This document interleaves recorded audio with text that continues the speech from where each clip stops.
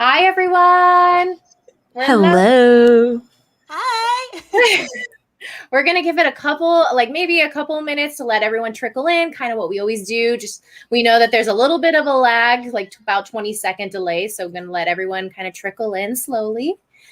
But we're really excited for today. So I know we have some already people who left some nice comments. So hopefully those people were coming back. Virtual hugs. Tracy, I love your background, by the way. What is that? That looks Thank beautiful. you. I'm floating in the clouds. Oh, yes, as you should be. My friends Danielle and Taylor came up with this really fun idea to make a cloud backdrop for their photo shoots that they do. My friend Danielle's a photographer. She's amazing. And Taylor's a model. Nice. They both model, actually. And they made this cool backdrop, and they inspired me. I was like, that is so amazing. Can I make one too? Can we do something together? And so they taught me how to make it.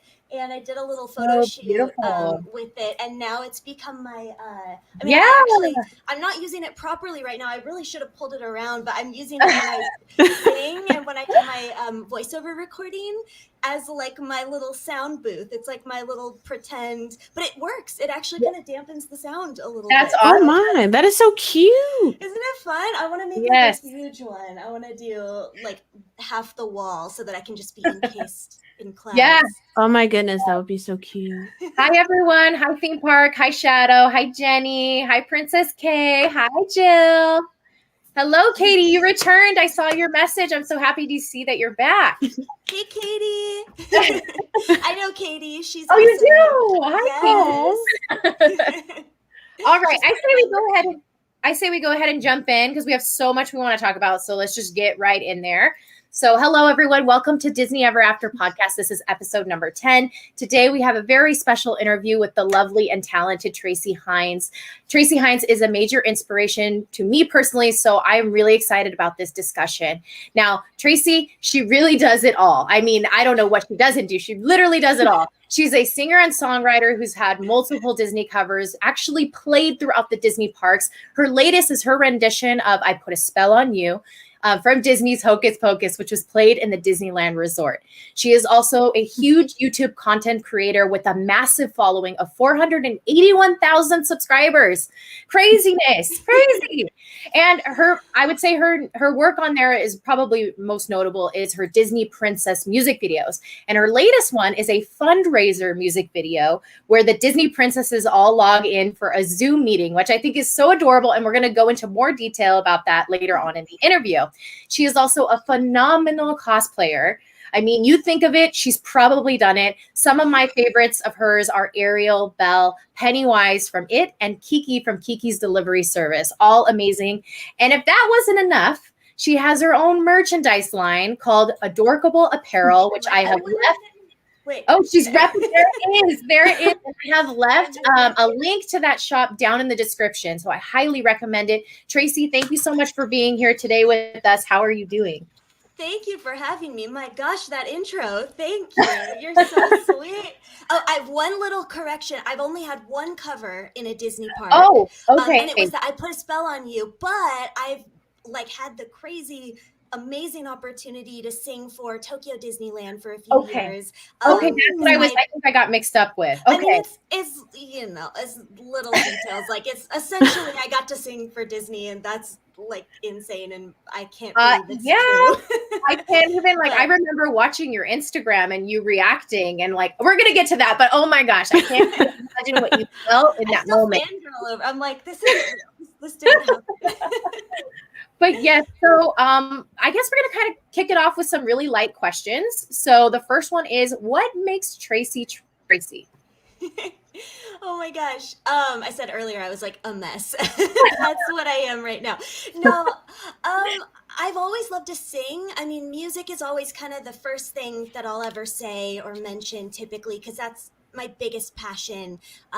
So pretty much my entire life, I've been a singer, and I've been a songwriter for many years now too. And that's probably an even bigger passion than singing now, is writing music. And I love to cosplay. I love Disney. I've been a Disney fan. again, my entire life, like literally, I can't remember a time that I didn't have Disney in my life. I was just, born and raised on Disney. Yeah. And so it's definitely, shaped me in a lot of ways. So there's a lot of Disney in me.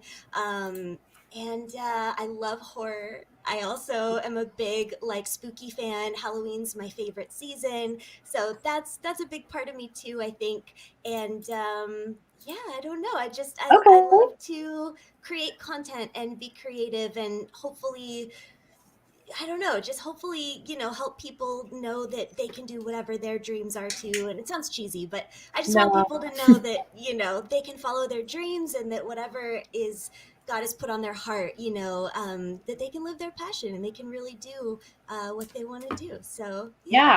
That's not cheesy at all, by the way. When I met you, that was the number. Honestly, you have inspired me to do my page. You're one of my inspirations because of, I remember that same theme echoing with you was you can do whatever you want to do.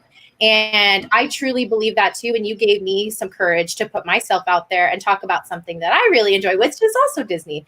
So it's not cheesy at all. You are a huge inspiration. And honestly, like, yeah, you have no idea. Well, you do probably how many lives you've touched. No, So that is amazing. Like what you just said, seriously, like the fact that because when we first talked about this too, you'd mentioned that, something to do with me helped inspire you to start your YouTube channel. That's like incredible. I'm so honored to have been able to be a little part of that, that little nudge in the magical direction. So your channel is so awesome. Both you guys.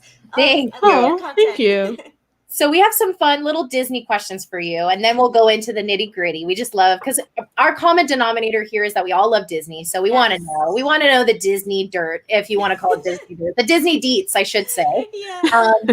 So my first question to you is, who is your favorite character and why? I'm not going to say I think I know your favorite character, but I think I know your favorite character. And why is that your favorite character? You probably do. I mean, I know you guys have said this on your podcast a lot. It's so hard to choose. Like, don't make me choose, But I mean, I would say Ariel, if I had to choose a character, she's definitely the one that's impacted my life the most. She's definitely the character that, probably just made the biggest splash with me. I'm sorry. It's I love it. But I always say I like the holy Disney Trinity for me is like Alice in Wonderland, Peter Pan, and The Little Mermaid. And I love all of the characters. Like and I love villains. I love Maleficent and Ursula. And I love Disney. So it's so hard to choose. But if I had to, Ariel's the one I'm gonna go with. Yeah. Yes. Serena, do you have a Disney question for her? I do. I feel like I know the answer to this one. But I'm gonna ask it for the people in the comment section. What is your home park? Disneyland. California. Should have known. Have you ever been to Walt Disney World? Or no? I have just a couple times, but I love it so much. Like any excuse that I can get to go to Florida, I'm there. Yeah, obsessed. Okay. I can't. That's like on my list of post-pandemic traveling. It's one of the first places I'm gonna go. I'm so ready. Yeah. No, seriously, right? Since we kind of talked about the parks, what is your fondest memory of the parks? If you have a memory, like maybe when you were a kid or even when you were older, just one of your fondest memories that you want to share with us. Oh my gosh. Oh, that's so hard too. Like any park, any Disney park or Disney. Maybe just something like maybe it was like an interaction you had or just a ride you went on, a moment that you remember that really sticks out to you. Yeah. Oh my gosh, it's so hard. Well, the Peter Pan ride has always been my favorite. Okay.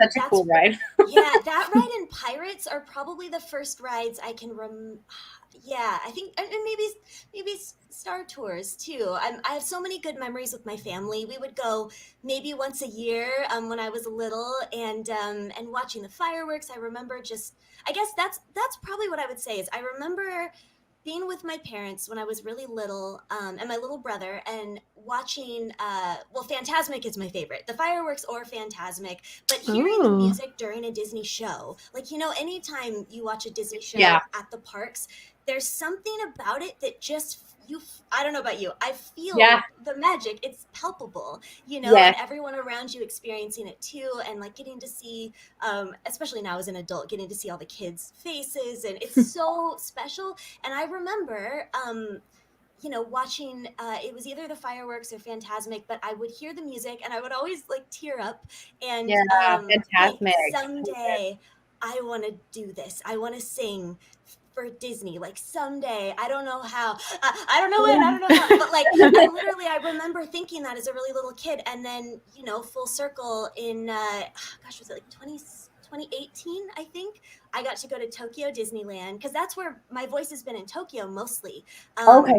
And I'd never been to Japan. It was always my dream.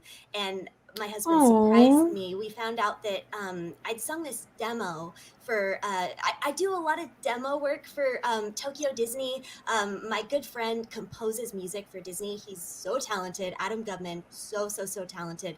And he would call me in, and sometimes I would get to actually sing on in the recording sessions. But this one day he called me in.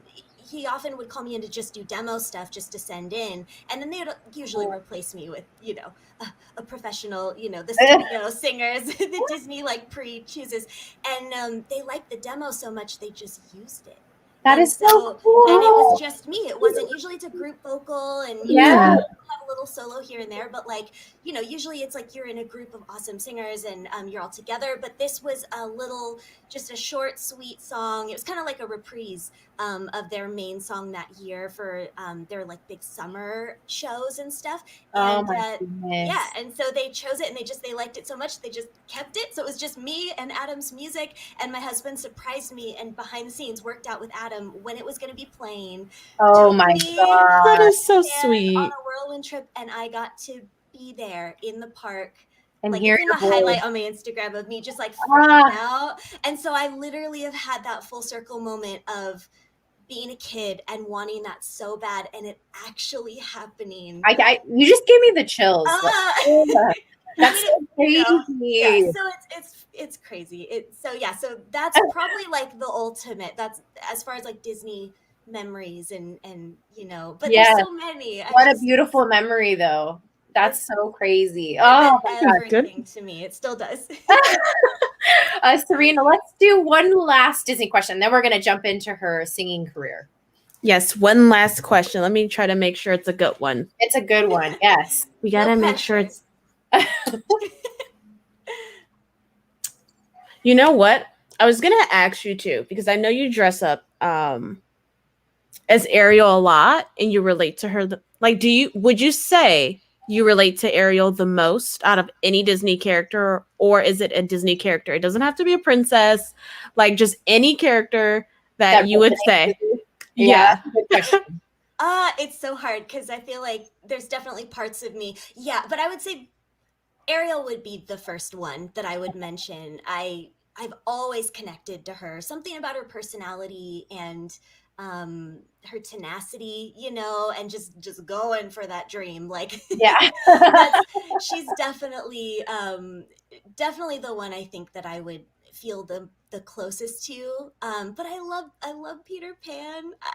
There's so many. I mean, I love Alice. There's so many great ones. I know. It's like as a kid, I was like Alice though. Growing up, like that's who I was actually compared to, because I'm a natural blonde.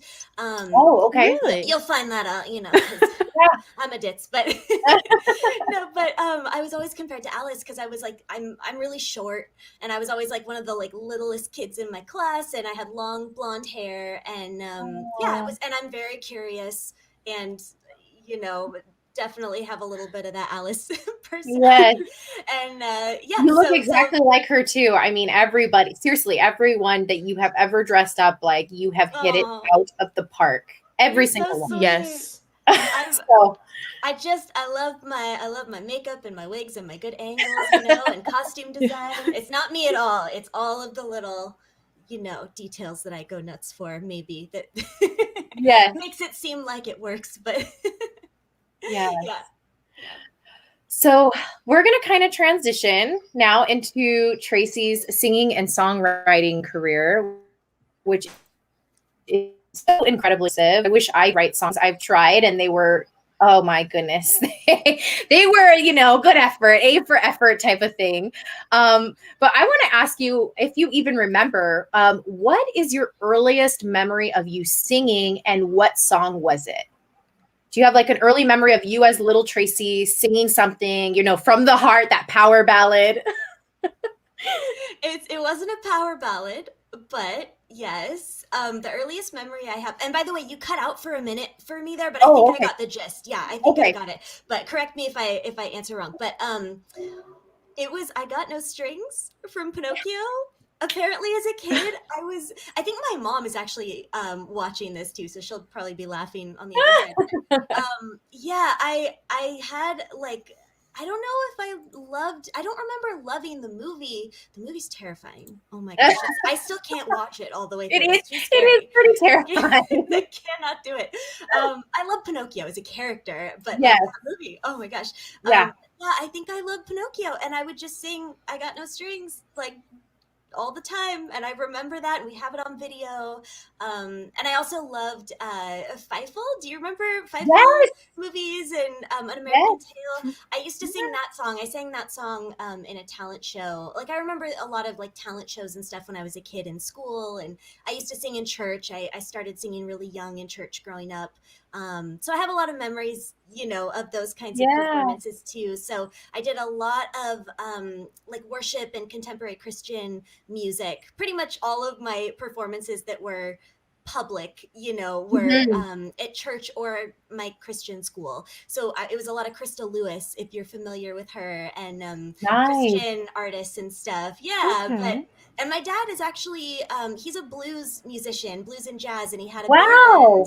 He's amazing, and so I would. So cool. The only time I got to sing, you know, non-church music usually was with his band, and so I would once in a blue moon get to go up on stage with him and sing some blues songs and stuff. That's amazing.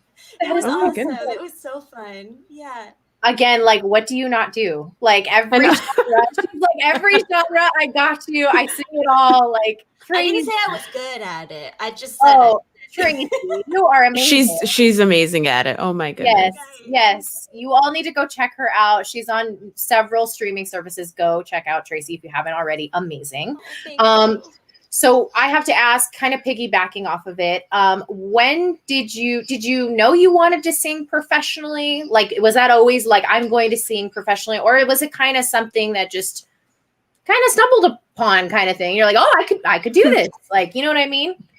I have always wanted to be a singer. I knew when I was, I was probably 3 years old when I think I officially said to my parents, I'm going to be a singer when I grow up. And they're like, yeah, okay. But I was serious, and it's never changed. And I always tell this story, but when I was 4, I saw The Little Mermaid.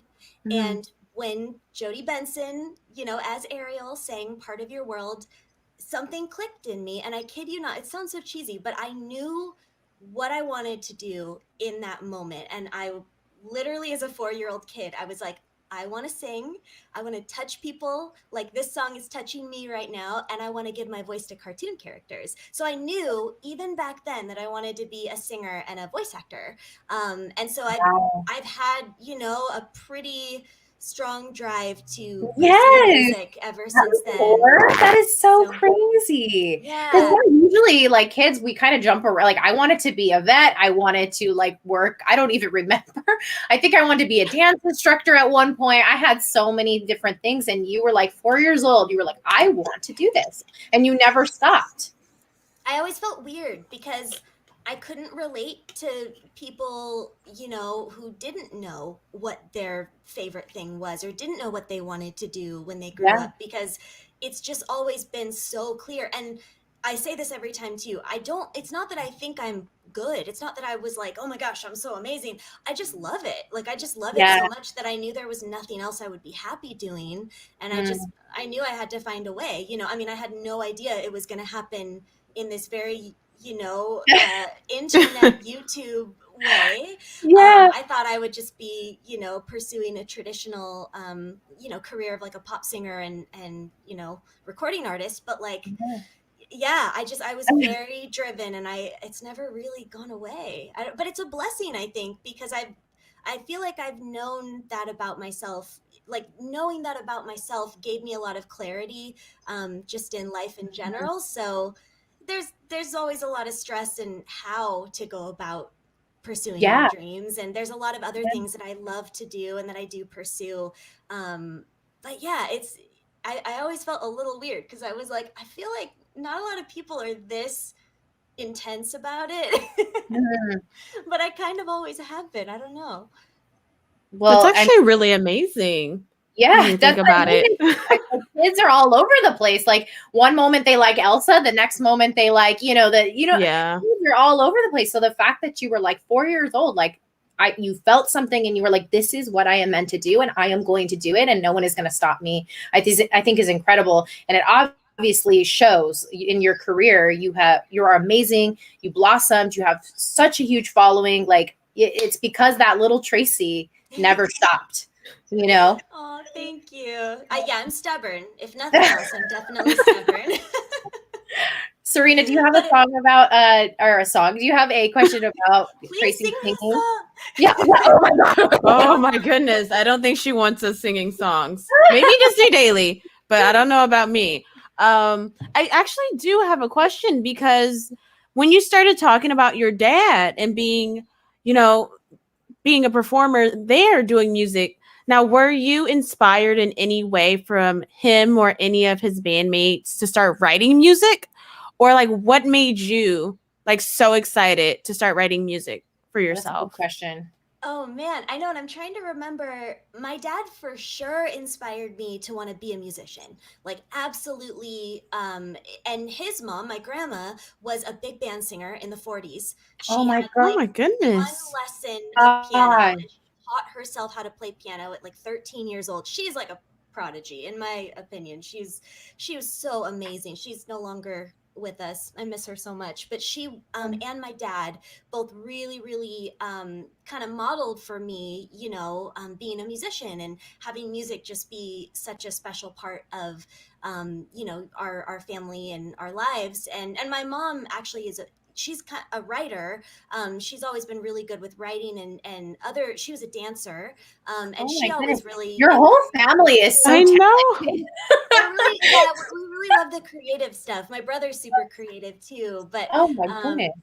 but yeah, so sorry, I feel like I'm pulling us off track a little bit, but No, but it's as far okay. as music in general and like singing, for sure my dad and my grandma had a huge impact on that and really nurtured that, and my mom too, of course. Mhm. But as far as writing, I do remember as a kid writing music, or I mean, I don't know if I would like call it writing music, but like I was writing poems and then I was making up songs, and I definitely was doing it, but I didn't realize I was doing it, I Yeah. never took it seriously or even really thought that I could do that. I think as a kid, it was just singing kind of in my head. Yeah. But I think I'm trying to remember when I really started, right? It happened so kind of, I don't, it like snuck up on me. I remember in high school, I was writing worship songs.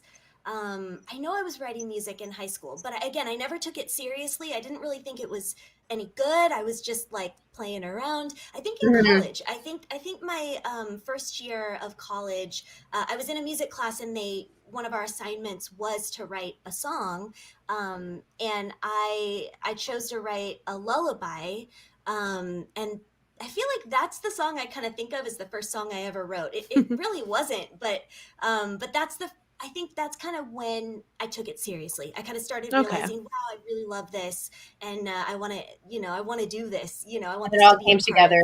my music. Yeah, now it's kind of taken over. Now that's kind of way more important to me than singing is writing. So yeah, Yeah. that's definitely been a change for sure. That's awesome. So question for you. Did you start out, well, you said the lullaby, but once you got I guess a little bit farther, maybe past college, did you start out singing Disney covers and releasing or releasing your original music? So neither, kind of. Okay. Okay. Well, it all happened. It was very random, but it's a long story. I won't go way, way, way into it. But I went to Azusa Pacific, and I was on a scholarship for music for singing, Wow. and I have kind of a really weird real life parallel aerial story where I've had vocal nodules and polyps. My whole life I've had trouble singing. So the thing that I love to do the most has been the thing that oftentimes was the hardest for me. I would have to go on vocal rest constantly to be able to sing. And I was diagnosed as a really little kid, but I never realized that it never really went away. Like, we thought I was fine after I went through vocal therapy as a kid, but I had it my entire life. And in college, I really started having a ton of trouble with my voice.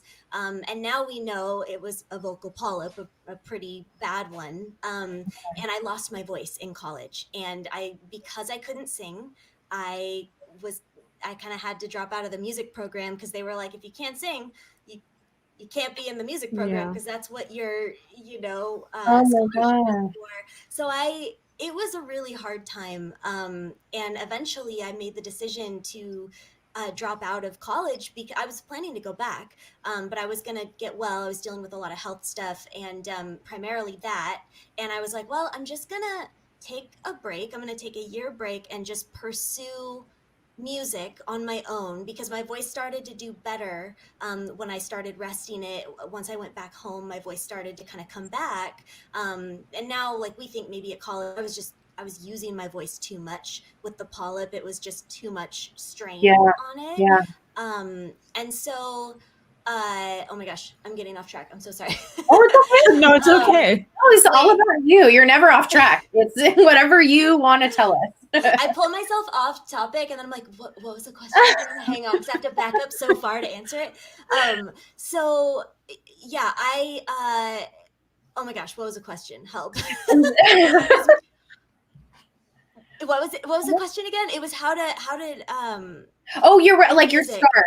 What did you start with? I asked Disney covers. Yes, or original music, and you said neither, kind of. Told you, blonde roots. Sorry. But yeah, so I took a year off college to try to pursue music, and that's when YouTube started. And I didn't start out doing Disney covers. I've always loved Disney. I've always secretly, or not so secretly now, obviously, but back then I always wanted to work with Disney and, somehow be able to sing for Disney or do or voice act or something for Disney. But I was pursuing being a pop artist. I'm more of a pop singer, really. I'm not really a musical theater singer, but, because I sing a lot of Disney, I think a lot of people think of me more on that track sometimes. But, I started YouTube. My dad told me to start YouTube. He was like, you should start making videos and singing on YouTube. And I was like, no. And he convinced me and I did it. And so I just started singing like anything I had like a karaoke track for, because I don't play an instrument. That's one of my biggest regrets, honestly, that's one of mine too. I wish I had piano lessons. I wish I had at least done piano. Yeah, same. Yeah. Totally relate to that. Yeah, that's like the thing I tell everyone. I'm like, don't drop out of piano lessons or whatever musical instrument. Just give it a chance because you'll probably really love it later if you stick with it. But yeah, so I just was singing. I did sing Part of Your World, but I didn't take it seriously. Like one of my first videos, I was in like my old bedroom at my parents' house. I was over there. Actually, I think we'd just done a gig. My dad's band had just played at like the street fair and I sang with his band. And then I remember, I think that day I made a cheesy little video in my room singing Part of Your World. And then I started just singing whatever. I don't even think there was no strategy. I didn't have any sort of accompaniment yet for my original music. So I didn't even put it out there yet because I didn't want to I kind of suffer from the perfectionist mentality. I didn't want to put it out there without like kind of the way I wanted it to be. Totally get that. Debuted. And so it was just covers, but it was like I did a lot of like Lady Gaga, Katy Perry, love pop music. And so I just did a lot of random pop covers and songs I used to sing for weddings and with my dad's band. But very quickly my viewers on YouTube started asking for more Disney and I kind of fell into that niche and I realized, oh, this is what people want. It was cool. They told me, what they wanted to hear. And so I never really made a decision to be a Disney content creator. I mean, being a Disney content creator wasn't a thing back then, because I Yeah. started YouTube like at the dawn of YouTube. It was like, I kid you not, it was like 2007. Wow. Okay. Yeah, like Wow. YouTube itself had just kind It of was a been baby, thing for right? like a year. Yeah, I think YouTube was it like 2005 that YouTube was created? I don't remember, but yeah, it was very early on, so it was a very, very different platform. Yeah. But yeah, I had there's no strategy. It's just kind of falling into fun stuff. So Yeah. and I got lucky because that's my favorite fandom. So if I'm gonna sort Yeah. of be doing stuff and get requests for things, it's so cool that people were requesting something that I really love too. And Ariel's my favorite character, and the fact that everyone kept asking me to be Ariel specifically, It was easy. this is cool because I love her. It's not anything, that I wouldn't want to do anyways. So Yeah. That's awesome. That's awesome. Serena, do you have any singing, songwriting questions anymore? No, I had the next question is more towards when she's dressing up as Ariel and stuff like that. Okay. So I want to ask you, because we recently talked about this, was that in addition to the fact that your voice is echoing throughout Disney parks, but you were actually approached by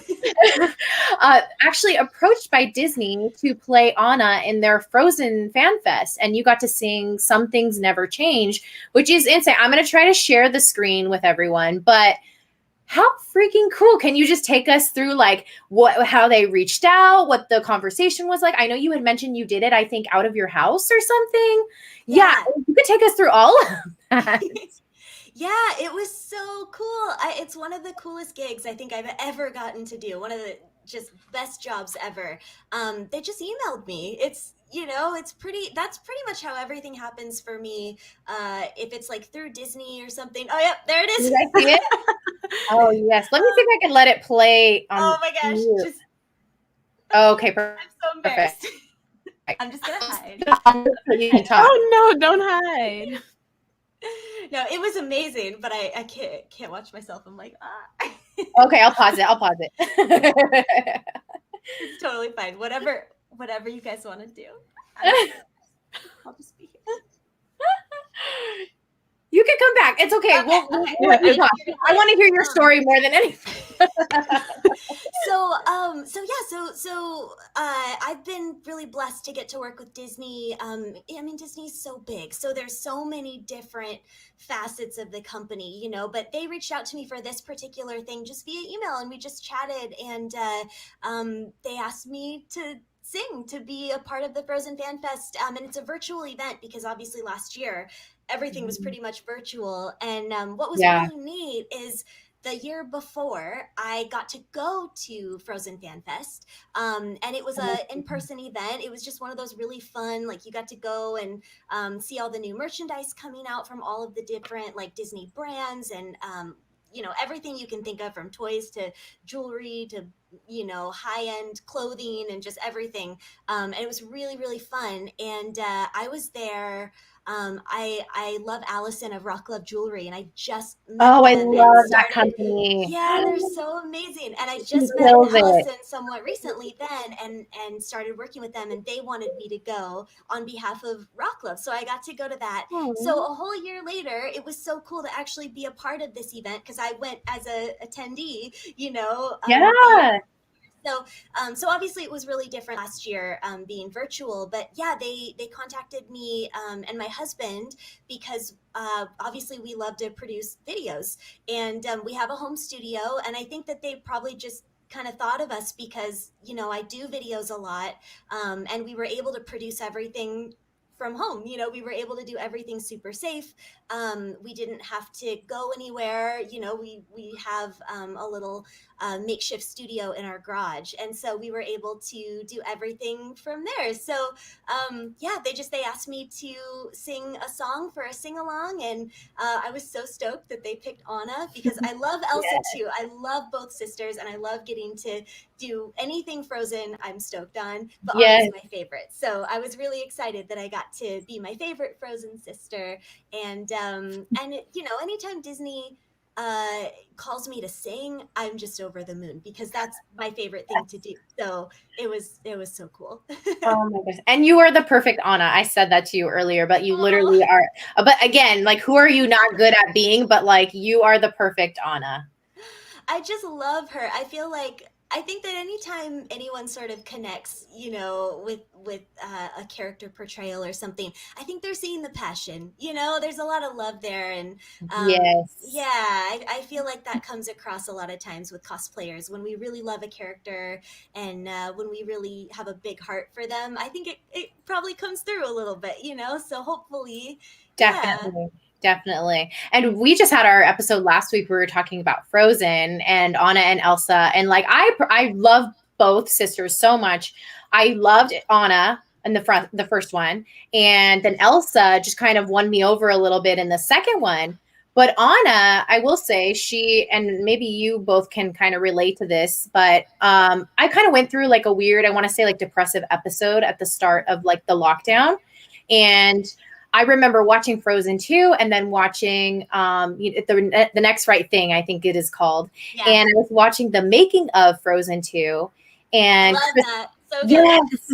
And Kristen Bell got on and she was singing. I'm getting goosebumps talking about it. And just like how she went through her depression. And I was like relating to that, not saying that I had depression, but I was going through an episode of some sort. And that character, that's why I still love Anna so very much, because in that moment she's just so crushed, and I like related to that. And then she got up, and then Kristen Bell, like she said, when I'm feeling that way, the next right thing when I wake up is to go brush my teeth, and then the next right thing is to go have a cup of coffee. And it's such a beautiful movie. And again, this is why Disney movies are not just for kids, because it totally resonates with us as adults, and I feel like even more so than a kid sometimes. Totally agree. Yeah. No, completely. I'm with you on all of that. I remember watching that on Disney Plus. Oh, it was so cool to get to watch, and so touching to kind of realize how much she connects to that song. And I definitely I feel you, because I struggle with depression and anxiety myself, and go through periods, same exact thing. I totally understand that. Just one step ahead. You can't really think of all the things that you have to do and the end goal. You just kind of have to think of, I just have to get out of bed. That's it. I just got to get out of bed, and then that's all I have to think about. And then just have to brush my teeth. Exactly. And I think a lot of us can relate to that, especially after last year, because even if you don't have depression or anxiety or don't struggle with mood, anything, I think we all, experienced a lot of emotion last year, and just, it's hard to not connect, I feel like, to and grief. There's everyone has experiences with grief, and that's what she was going through, was severe grief, and so unfortunately it's a very relatable thing. Yes, so it's a beautiful, beautiful movie, and those characters. I don't have my poster up right now, but I love both of those sisters so much. I saw it. I watched your episode. I saw your poster. So good. And you got your bell and your Stitch right now. So cute. Oh yeah, that's to keep. I'm like trying to keep the sun like from hitting me, so I'm like, oh, that was cute. Like, that could work. So I want to ask you one question more about like your original content, music, and then we'll move on to kind of your YouTube career. Do you have, or would you say that you had like a first single that you released that was like a bop, a banger, like your first like song that you remember that you were like, these are my own words, and then I'm singing it, I'm releasing it? What was that, and what do you remember about hearing that and people playing your own music? Like, I think that's the coolest thing in the world. Well, you can be the judge on if it's a bop or not. I don't know. Like, the first thing you ever do, sometimes it's like, I don't know anymore if I think it's any good, but it was fun. The first song I ever released is called Fantasy, and it's an original song. Okay. It was a lot of fun. It's a little sassy. And it's not Disney at all. My friends online and in person who have known me since then, I think it was like 2010. Oh my gosh, Yeah. something Okay. like that. I'm trying to remember what year it even was. I think it was 2010. But they'll remember it every once in a blue moon. I'll sing it at a show.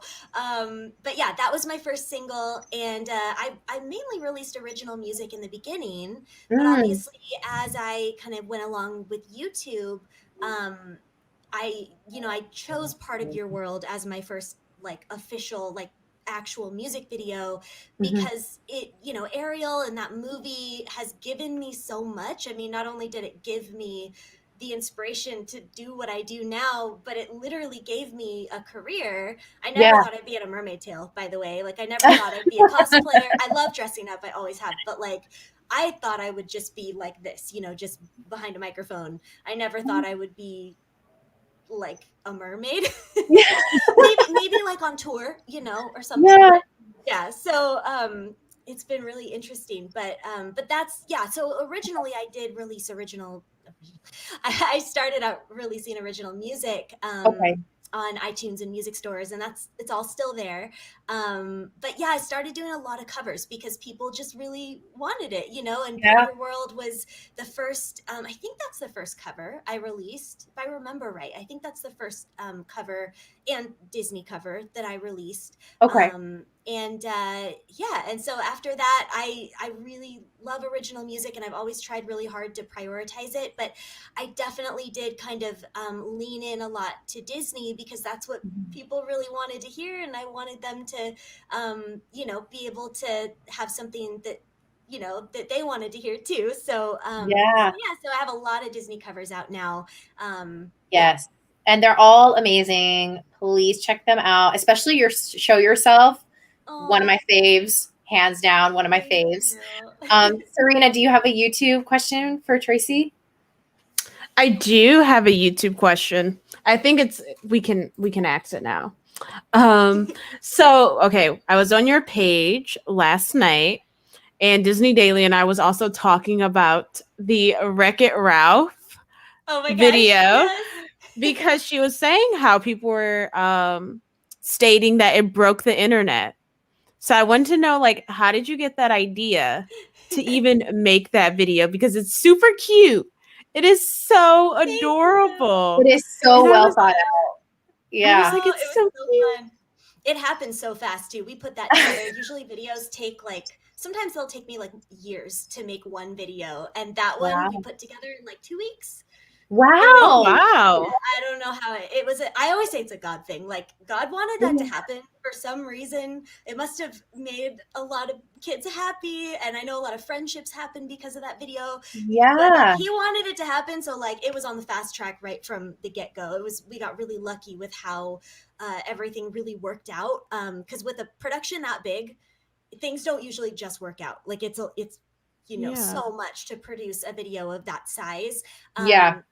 But I got the idea. I mean, so I was at D23. Oh my gosh, what year was it? It was the year before Wreck-It Ralph came out when they basically showed a preview of it at one of the panels. Okay. I my wonderful friend Jody Benson was there, Cool. and I got to go see. I know Jody a little bit. She's amazing, and I got to go see her at her panel. It was called The Power of the Princess, and Oh, she was kind enough to let me attend.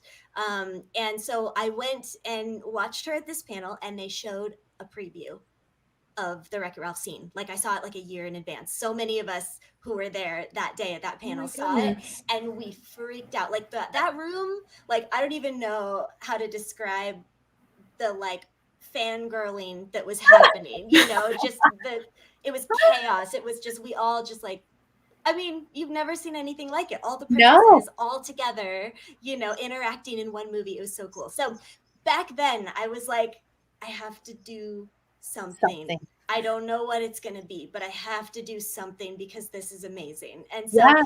I didn't make any plans or anything. There were no like official, anything in the works. It was just kind of rolling around in my head, but I knew that it was special, and then when Yeah. they released the trailer publicly and everyone got to see this scene, I was reminded about it, and I was like, oh my gosh, I got to get on that. I forgot. And, Yeah. and so, yeah, I don't know. It popped in my head, and I felt like it had to happen. And I was just like, well, we got to sing a song. What song are we going to sing? And I had to like figure it out. It took me like a week to maybe choose a song. And then I was like, oh, well, this is perfect. This song is from Paint the Night. We did When Can I See You Again by Owl City. Yeah, yeah. Like a lot of Disneyland. Well, actually, you guys have Paint the Night in Florida too now, right? Or you did? No? I feel like I may have heard it, but it's been a long time. I thought that they brought it over there, but I'm really bad at knowing park news and stuff like that. But a lot of people who love that show obviously like love that song. And so I knew it, kind of from that. And then I realized, oh my gosh, it's actually from the first movie. Like that song is from Wreck-It Ralph. And I didn't even realize that it was from the movie. So that's really cool. Yeah. So yeah, and I know I'd never gotten to collaborate with Jay Bunzy before, and she and I'd wanted to do something together for years, and we hadn't really decided on a collab. And she's, her Vanellope, oh my, she's amazing as everyone. She's incredible. She's a makeup artist and so talented. She sings too, and I was like, oh, do you want to be Vanellope? Do you want to like do this? And she said, yeah. And so as soon as she said yes, we just, went and just cast it, recorded it, and filmed it within a span of about 2 weeks. And it just happened. So it was amazing. Incredible. All friends. Most of us are, there were a couple people that were newer, but most of the people in that video I know, really well. And maybe I've worked with them in the past, or they're friends of mine. And, yeah, my friend Brandon Toy, who does a lot of my filming, and he's a director. He filmed and edited the video and directed the video, and yeah, it was just a whirlwind of magic. And we joked we were gonna break the internet. We made a joke about it. We're like, yeah, we're gonna break the internet, but it really did get out there. It really did well, and yes, yeah. Shock to me. I mean, I'm so glad that people like it, but that, I mean, I don't get views like that, but that happened. So cool. It was yeah. And it's honestly, all of the girls that you had in that video just fit each princess so perfectly. Yes. It was just like amazing. All of them were so greatly cast. Like I was like, oh my gosh, she hit it out of the park, like you always do. But yes, it is such a fun video. To kind of bounce off of that kind of ish. Do you have a favorite video that you've done? Like one video that you're kind of like, I'm sure you love all of your videos, but do you have one that's just kind of like, yeah, that one really sticks out and it's really special to me? Yeah, I do. Probably my favorite project, and I'll say project because it's 2 videos, plus I've got a bunch of like behind the scenes and stuff out from it too. But I have an original song called Neverland for Christmas. Yes. It's basically about just how I want to go to Neverland.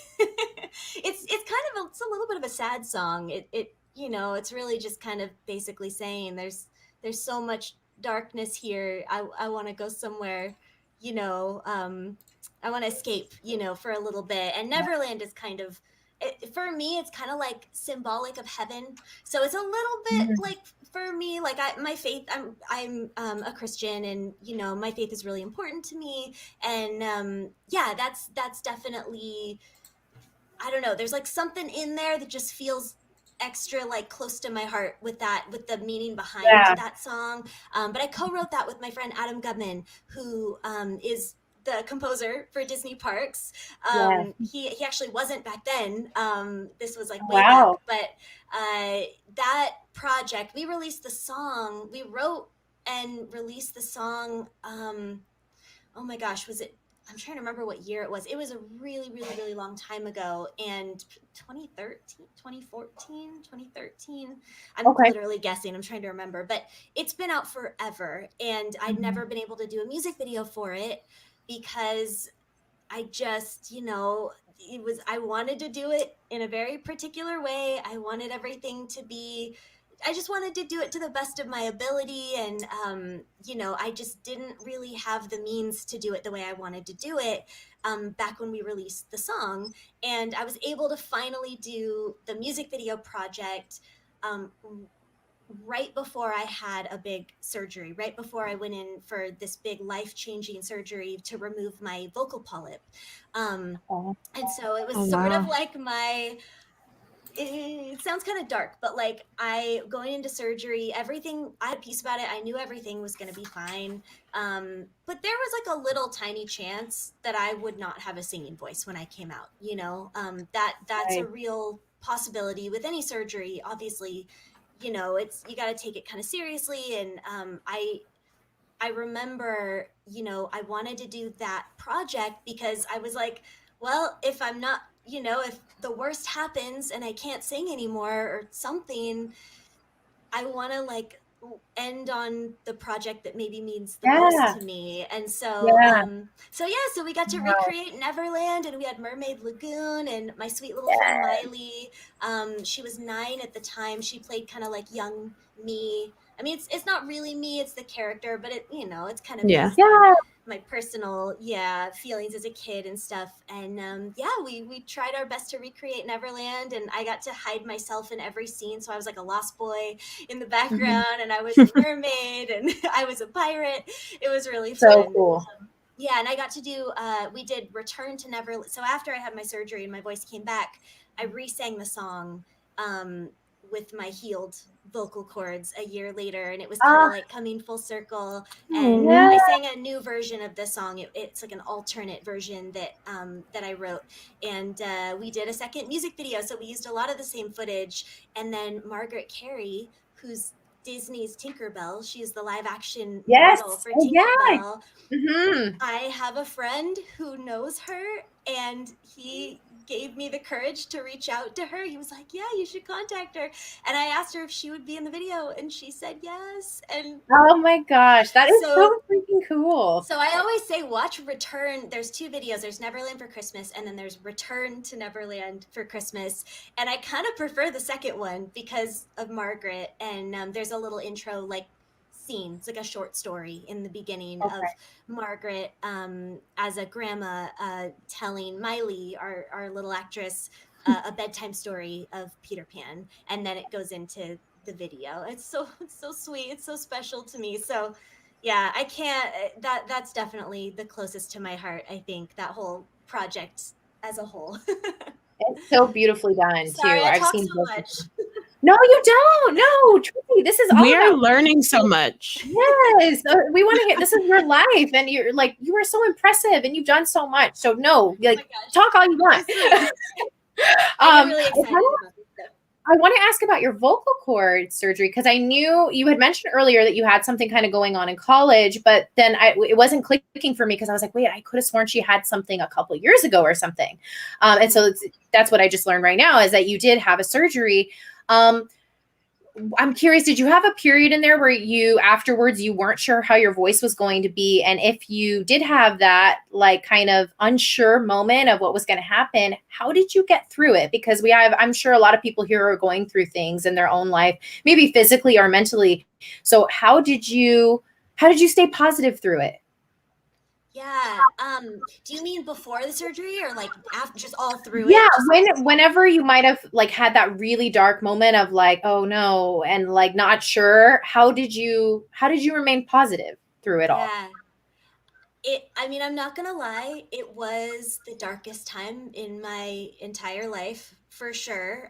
Not the surgery itself. That was actually wonderful. But before, I hadn't found my surgeon yet. And I was going through a lot at the time. And like I said, dealing with depression, some just kind of trauma and stuff that I was going through just in my personal life. And I was just having a really hard time. And I realized that I couldn't sing anymore. Like I basically put myself on vocal rest. Usually it was about 2 weeks. If my voice kind of went out, I would get really hoarse. And then for about 2 weeks, I would put myself on vocal rest. And then my voice would usually come back and be fine. And that was kind of my MO my whole life. Well, it started to take 3 weeks. and then 4 weeks, and then it just wasn't coming back. I'd lost all of my high register. I just really, it hurt all the time, not just to sing, but like it just hurt all the time. And like sore throat, you know, like more like it was fine, but just really annoying, like that really annoying sore throat. And I remember having this sort of realization of like, this is bad, like something's really going on, and this is really bad. And I remember literally like locking myself in my closet and just getting on my knees, and I just prayed to the Lord. I was at my one of my darkest times. I was like, I felt like I had it was one of those times in life when, and it sounds dramatic and it's not true, but when you feel like everything in your life is being stripped away. Like it's just that feeling of everyone that I love feels far away from me right now, and not on them. It's just that's the place that I was at, you know. And it just was this time in my life when I just felt like I was just in just a dark hole. There was just nothing that felt like my hope was really, really low. That light was barely shining. And I just prayed. I cried out to God, and I just said, you know, I'd seen so many doctors, I've seen so many ENTs, like no one could help me. Over the course of my life, I tried so many different doctors, and I'd been scoped, which is like they put the thing down your nose and down the back of your throat to see if you have polyps, and they never found it. So they always told me that I just was imagining it or nothing was wrong. Well, after I prayed, I just started Googling again, and I was like, there's got to be a doctor out there that I haven't seen that can, you know, help me figure out what the heck is at least going on. And there was a doctor whose name popped up, and I started reading, I don't know, something about her name. I just kind of felt like, I don't know why, I just kind of felt led to like click on this link, you know.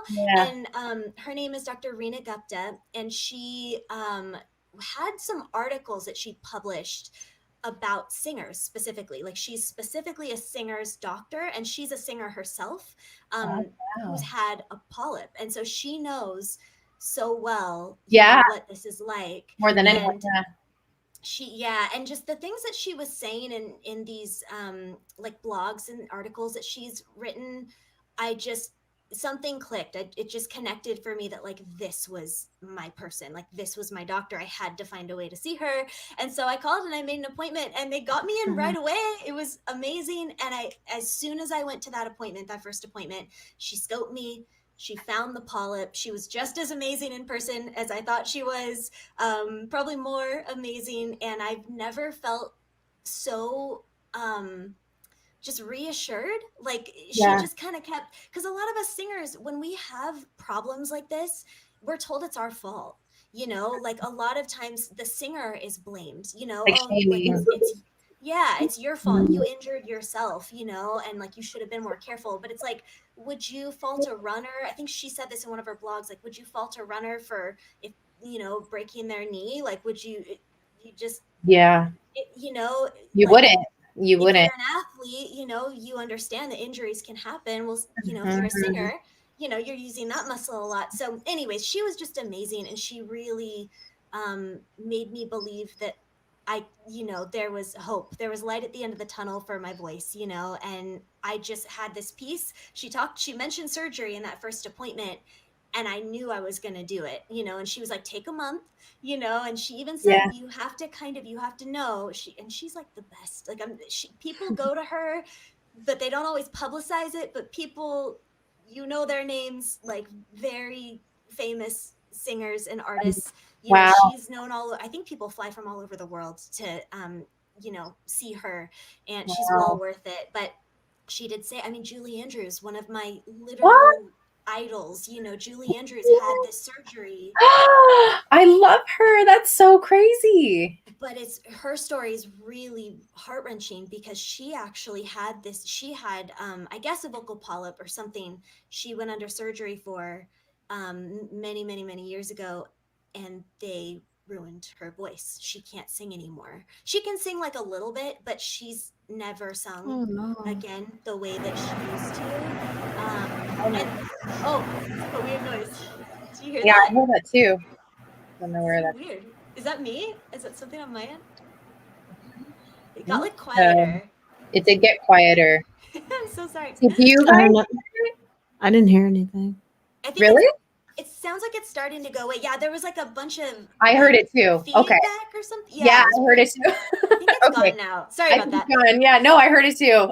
Yeah. But anyways, but yeah, Julie Andrews has a really she's one of the best singers I think we've ever had. She's Mary Poppins, like she's everything, and her story is harrowing. It's just really really horrible that happened to her, and my surgeon did say, she's like, I'm one of the best, like you're in good hands, but you have to make sure that you will be okay, like mentally, like mental health wise, career wise, like you need to be okay, even if you can't sing after this, and so she said, take a month, figure out a backup plan, essentially a plan for what you're going to do with your life if the surgery doesn't really work or whatever. But I just had this piece, I just knew I could have booked it right then and there, because I don't know. Have you ever had those times in your life where you're like, I can't explain it. This should be terrifying, but I have a piece about it. Like, this is the right thing. Absolutely. Yep. So that's how it was. And so I knew that it was the right move. And I'm so grateful for her. And yeah, I really believe that God led me to her, because I looked for so many years. I don't know how I missed her, but yeah.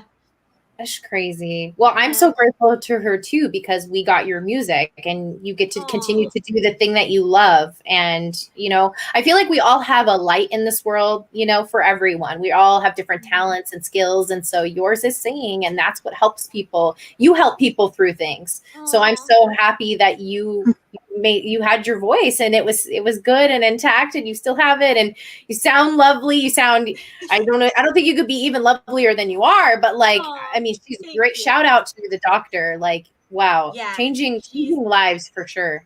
I tell everyone about her. And I tell people too. I mean, I miss a lot. It's really, really hard sometimes to keep up on social media. But if I ever see anyone send me a message about, because I've made vlogs about it, I want people to know that they're not alone if they're going through this, because no one talks about it. It's this big stigma, similar to mental health. Obviously it's like a smaller thing, but there's a lot of singers who just will never talk about the fact that they had a polyp or had surgery, because unfortunately it has affected, I guess, people being able to get work in the past, and so I wanted to talk about it and be really public about it, because I want people to know that there's help out there, and that you don't have to feel like I felt at first, where I just felt completely hopeless, and and so and you asked too how I was able to stay positive, and like I was definitely not feeling positive. I kind of tend to go to a negative place a lot of the time, but my faith is what kept me going. I mean, I really held on to God, and through that entire situation, I wrote a song with one of my friends before the surgery, kind of about depression and about kind of what I was going. I mean, I didn't even realize it at the time, but it was about what I was going through. And it's actually my next song that's going to be coming out. But I think just through all of that, God kind of had to take me to this place of teaching me that, I think it's a lesson a lot of us need to learn, but I was finding my identity in being a singer. Like the things that I did, I felt like there was nothing valuable about me unless I was producing something or doing something. You know what I mean? I didn't find value in myself, just in, it was only if I could produce something, or if I could, contribute something. And he really took me to this place of saying, like, I'm going to strip everything away for a minute so you can realize that, you're a child of God. And like, literally, I had to learn that, like, I was okay just with none of that. You know what I mean? I had to learn how to be, just be me, and that was enough. And I think so many of us probably, struggle, especially people who really have that drive to produce, and to just put things out into the world to feel like they're contributing, and like that's amazing, and we all should be sharing our gifts, whatever our gifts are. I think. But I think also it's important for at least people like me who just kind of found their identity in things that we did as opposed to who we were, you know, and God really had to show me that, you know, who I am isn't a singer. I mean, that's something I love to do, but that's not who I am, you know, at the core of myself. And I had to be okay with, you know, kind of coming to grips with yeah, kind of just if everything goes away, I still have him and I need to be okay. And I had to deal with it, you know, for sure. But it was a really good thing for me to go through. And the other thing too is I really felt strongly that I was just kind of learning that my voice isn't my singing voice necessarily. Like we all have a voice, you know, we all have a story, and you know, all of us, you know, we have something, we have a really unique way to share our stories with the world. And yeah, we have our voices for a reason. And yeah, I had to kind of step back for a little while and find a new identity a little bit. So I'm really grateful for everything that happened in a weird way. I can already see, like, in our comments, you are so inspiring to so many of us. Like, this is what I meant, guys. Like, she is so inspirational. Like, you've had so many things thrown your way, and you have found a way to just, I know you said you didn't really have a whole lot of light to hold on to, but it really sounds like you did to a certain extent. And then you overcame everything. And now you have this even more beautiful, amazing outlook on life. I always feel like when you go through some of the hardest things and you come out the other end, you have such a different perspective on life, and also like an empathy for other people that are going through things. Absolutely. Yeah. And last year, I had to do a video. I was working with this company that I love to work with, and they wanted me to make a music video. And I was still kind of going through, I go through a lot of bouts with depression. I was kind of going through a tough time, and I'm still healing. You know, I think we're all on a journey, and I'm still healing from a lot of trauma and just things that and a lot of health. I got a lot of annoying health stuff, but I just was in this place of like, I don't feel like I can sing a happy Disney song right now. I just don't. But I did the next right thing. I realized, oh my gosh, this is the song I have to sing right now. There's so many people I think that are feeling like this, and it was really cathartic, you know. And it's just so true that you just kind of have to take things one step at a time sometimes, you know. Yeah. Sorry, I feel like I brought it to like a really serious place. No. I'm just saying I keep getting reoccurring chills from you, like over and over. I'm like, chills. I want to kind of talk about one of your latest projects, which I think really needs to be highlighted because it is for an amazing cause. And I'm going to try to pull that up. So if you want to talk about it, Tracy, while I try to pull it up for everybody, like particulars, things you want people to know about it. Yeah, the Princess Hangout, the Zoom. Yes, the Zoom. Yeah. Yeah, that was so fun. So I right at the beginning of the pandemic last year, someone sent me a message. Someone shared this nonprofit with me. Oh yeah, there it is. And I basically got to meet this amazing charity called Campaign One at a Time, and they basically help kids who are dealing with terminal illness.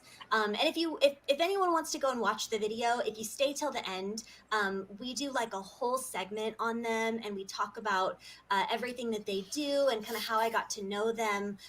They're a small nonprofit, but they do big things. And basically, they fundraise for one child at a time who's dealing with either cancer or another kind of terminal or serious illness. And they just create such amazing relationships with these families and these kids, and make such a difference in their lives. And basically, they make their dreams come true. So whatever each child wants to do, like whatever their big dream is, whether it's going to Disneyland or redecorating their room, like there's all different types of things that these kids get excited about and want to do. But whatever that big dream is, they make it happen. And so yeah, one of my someone who follows me just sent me I think it was through like a DM or something. Someone sent me their page. They were looking for princess performers to do video calls with these kids, to cheer them up, you know, and they were going through a hard time. Because imagine dealing with the pandemic, but on top of that, you know, they're like having an illness like this and having to stay inside, Yeah. and all the COVID stuff on top of it. It was just, you know, obviously these kids are going through such hard times. And so I was like, well, I don't really, you know, like do kids performing anymore, but I have all these costumes and I'm just sitting here. Like, I might as well, you know, like, why not? Like, I'll, you know, I can log on for 15, 20 minutes and sing them some songs and read some stories and hang out with them. So I got to meet them and I started getting to do these video calls with these amazing kids.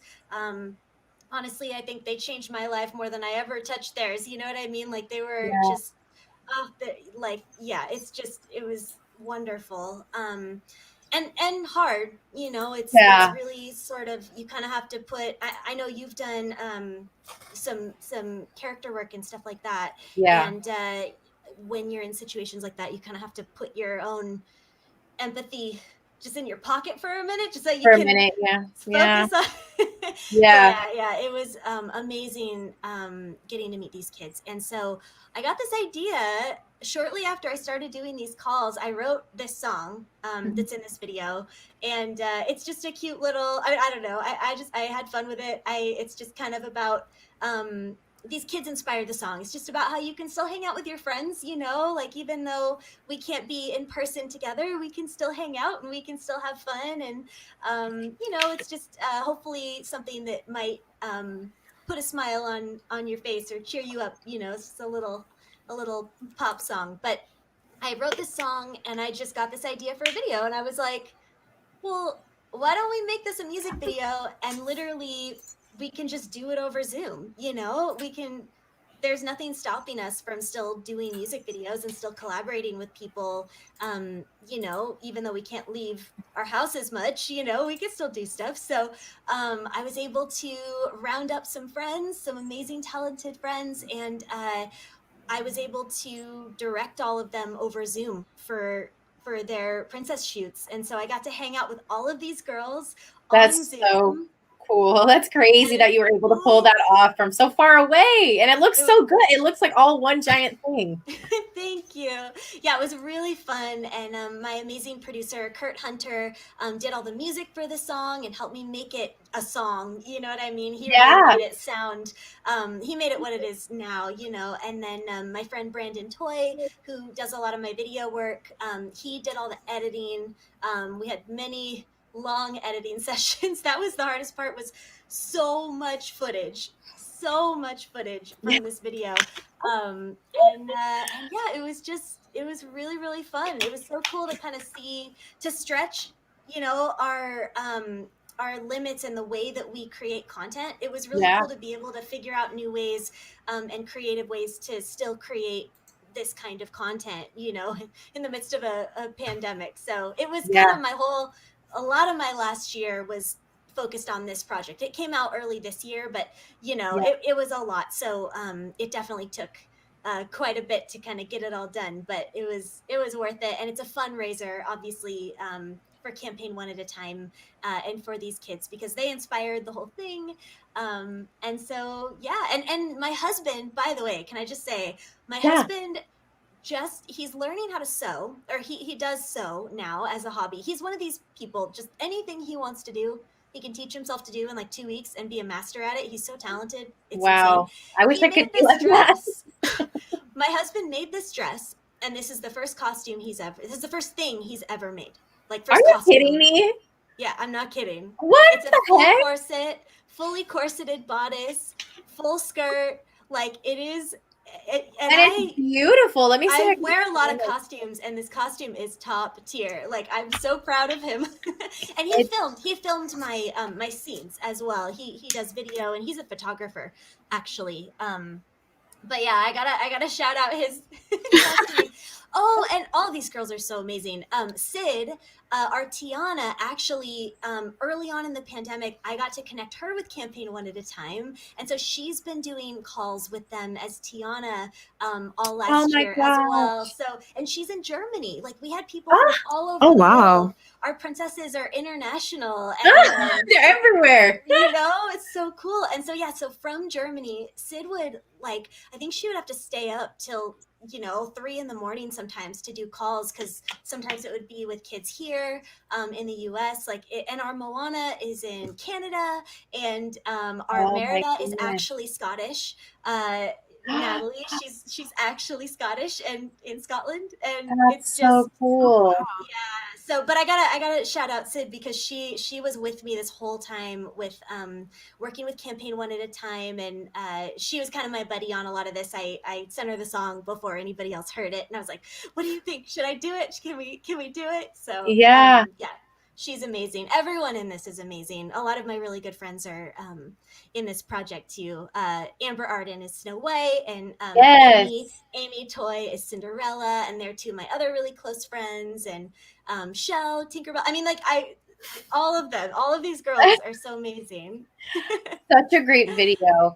Yeah, if you guys please, if you have the means to, if you can please head over to Tracy's page and go and leave some money, because this is a wonderful organization. My mods, if you could please leave the link. Again, if you have the means to, it just goes to such an amazing cause. And Tracy, you did such an amazing job with writing this song. It's just such a feel-good song. I love a good feel-good song, and I think we need more of that, especially given the past year and everything. I think it was the perfect song for everyone that we all needed to hear it. Aww.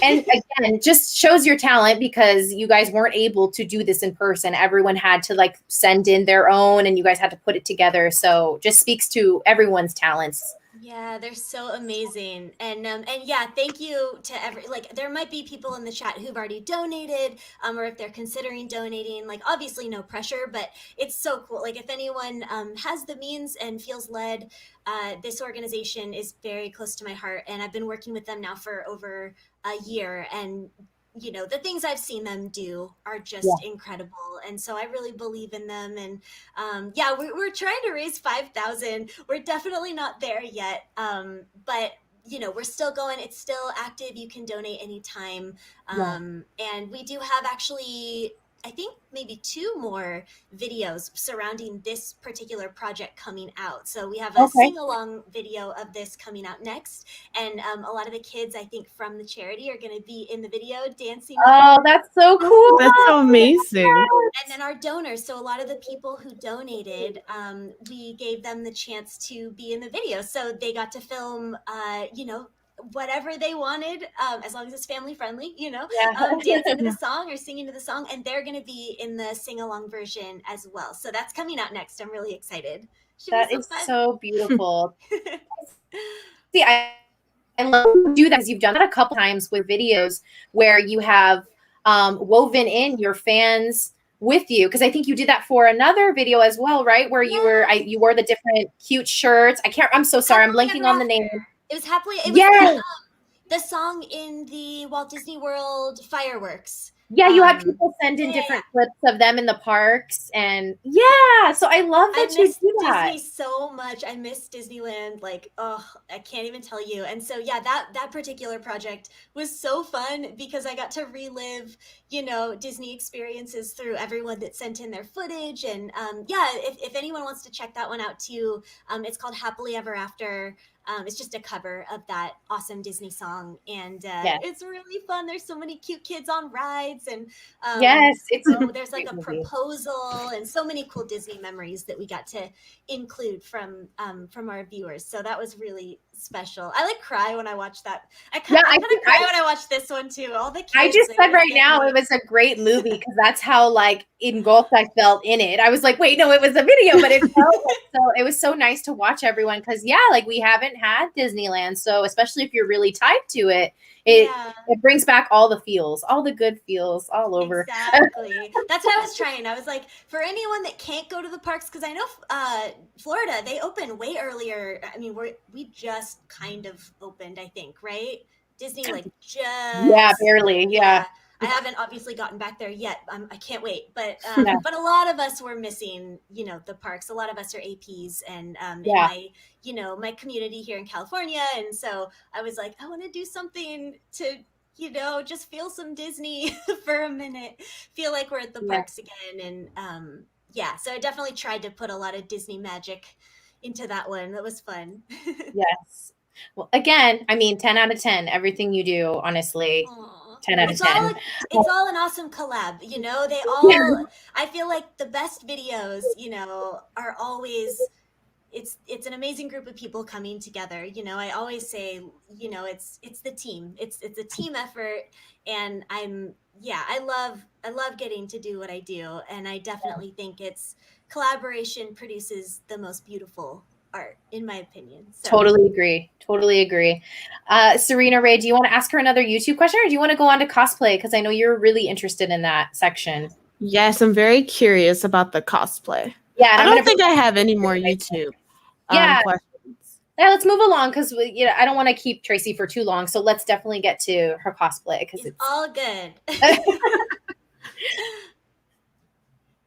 So what was the question? I'm so sorry. Oh yeah, Serena, your question. Oh, I'm going first. Oh my goodness. I know you've been waiting, so I was like, you kick it off.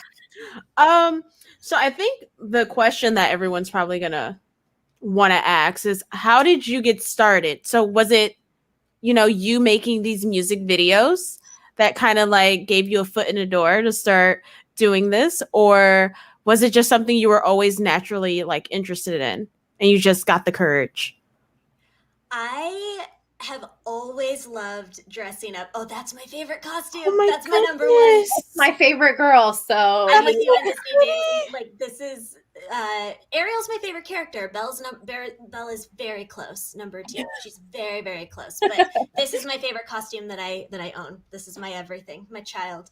I call her the Rose Monster because below where it's cut off, it's just a carpet of roses. It's oh my goodness. Obsessed with this. Yeah, I feel like Disney Daily. Sorry, I was like Disney Daily.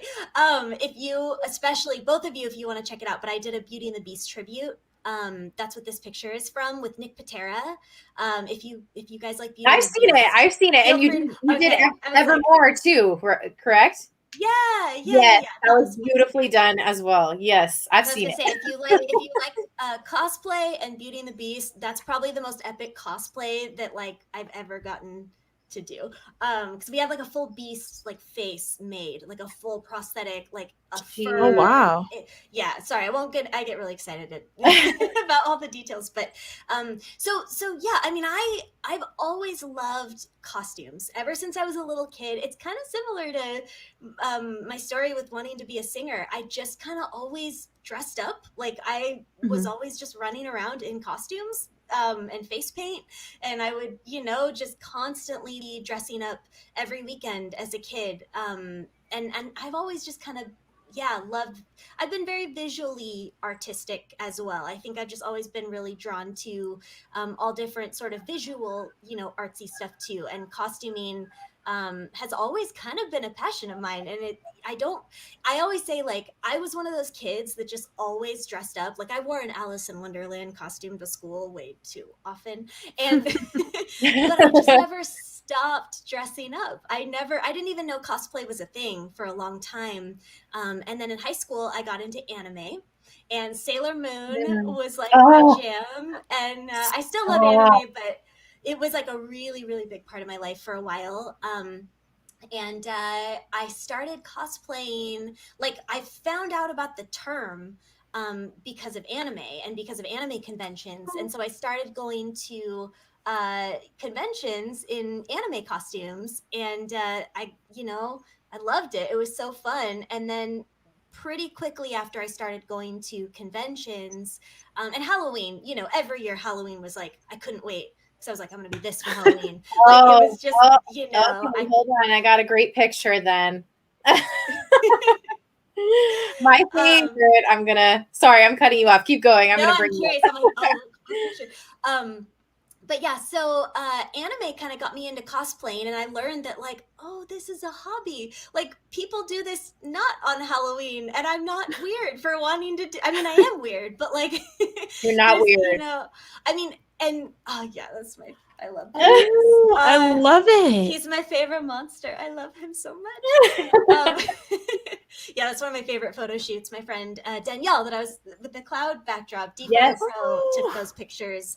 But yeah, so I just have always kind of done it, and then I made my first Ariel costume with my aunt, she sews quilts. But she was kind enough to help me make my very first Ariel tail, like walkable Ariel tail. And in like 2008, I went to Anime Expo as Ariel because back then it was not cool to dress up. Like Disney wasn't like a big fandom at the time for conventions and anime crowds and stuff. It was done once in a while, but it was kind of like looked at as weird. Yeah. Anime technically, Mhm. but Kingdom Hearts had come out, and Ariel was technically, an anime character because she was now in Kingdom Hearts. And so I took that as like, I'm going to cosplay Ariel because she's in Kingdom Hearts and it's okay. And people made fun of me. Like, I remember people would be like, why is Ariel here? Like, what do you do? But people also loved it. I also got a really good response too. And that was my first time like officially cosplaying as a Disney character outside of like Halloween or something. And I took that costume, and shortly after I started, I got hired by a company to start doing some kids events and stuff. And I did that for quite a few years, singing for events and stuff, and going as characters. And yeah, so I don't know, it just kind of organically happened. And when I started making music videos, I just felt like, well, if when I was making my videos in my living room, just singing my really, really old videos, I would oftentimes put on a costume if I had a costume, or if I had a way to kind of a little bit make myself look like the character. Disney bound, before Disney bounding was really a thing, I'd wear the color of the character or something. I didn't know that there was a term for it back then, but yeah, so I just would kind of always try to be in theme because I was like, why not? And people really liked it. So I started doing it in music videos, and it wasn't, to my knowledge, anything I found back then, because this was YouTube, this was so long ago. The only like Disney stuff I found back then was sort of like parody comedy stuff of people like kind of, like being silly, kind of, I don't know about like making fun of Disney, but like a parody kind of style comedy content. I hadn't seen anyone take it seriously on YouTube and do kind of live action style music videos, and I thought it'd be fun. So I tried it out with Part of Your World, and then from then on, I was like, I gotta keep doing this. This is so cool. It's so fun. If I'm gonna sing a Disney song, why would I not dress up as the character if I'm able to, and kind of try to recreate these worlds a little bit if I have the ability to, Yeah. So more immersive that way, I think. Yeah. Well, I mean, you're a trendsetter, you're a trailblazer, and every words. I'm curious. What did you say? I'm so sorry, I lost you for a minute. Oh, it's okay. I just said you're a trailblazer and you're a trendsetter in every sense of those words. Like you were doing things before anyone even was doing them. Well, and it wasn't like, it was weird. You know what I mean? I didn't feel like, oh, I'm starting a thing. It was like I was weird for doing. But I didn't care. That takes courage and bravery to do that because, yeah, like you said, it was like the weird thing, and it's hard to do the thing that everyone's kind of picking on you about. It's hard to do the thing that you like to do that people are making you feel bad about doing. Yeah. So yeah, I mean, trendsetter, like I said, a trailblazer. I have to know, do you have a favorite cosplay, and then which cosplay is the most challenging that you have found? Oh man, my favorite is whatever I haven't done yet. Okay. I really like whenever there's a new costume or character, I love changing things up. So, and usually the further from how I actually look, like Peter Pan is one of my favorite characters to Okay. cosplay. Or, you know, just, or like with Pennywise, you know, something where I really look different than how I do in real life. That's really fun for me to find ways to transform and try to, just kind of see, you know, what I can do, you know, with that. So it changes all the time. Obviously, if I have to choose character, it's always going to be Ariel because she's my girl. But like, and so, you know, it's like I'm always kind of dressing up in Ariel things, you know, so that's kind of become normal now. But yes, so favorite is just kind of constantly changing. And then what was the other one? Hardest? Challenge, like your most challenging, like maybe it was like you had to do full makeup, or like maybe the actual stuff you had to put on was really hard to do. Yeah, if you had like a most challenging costume. I'm trying to think. I mean, I wear corsets, like for most of my gowns and stuff. Like I have to wear a real corset because I'm obsessed with historical, like period costuming, you know, and stuff. I want everything to be as authentic as possible, and so I want it to be, you know, a real bodice, you know, that really sucks you in and does all the things that it's supposed to do. Super fun. But so that can get, you know, sometimes that can be hard on your back if you're wearing it for a long time. But I feel like I'm forgetting something, but most likely the most challenging is my mermaid tail.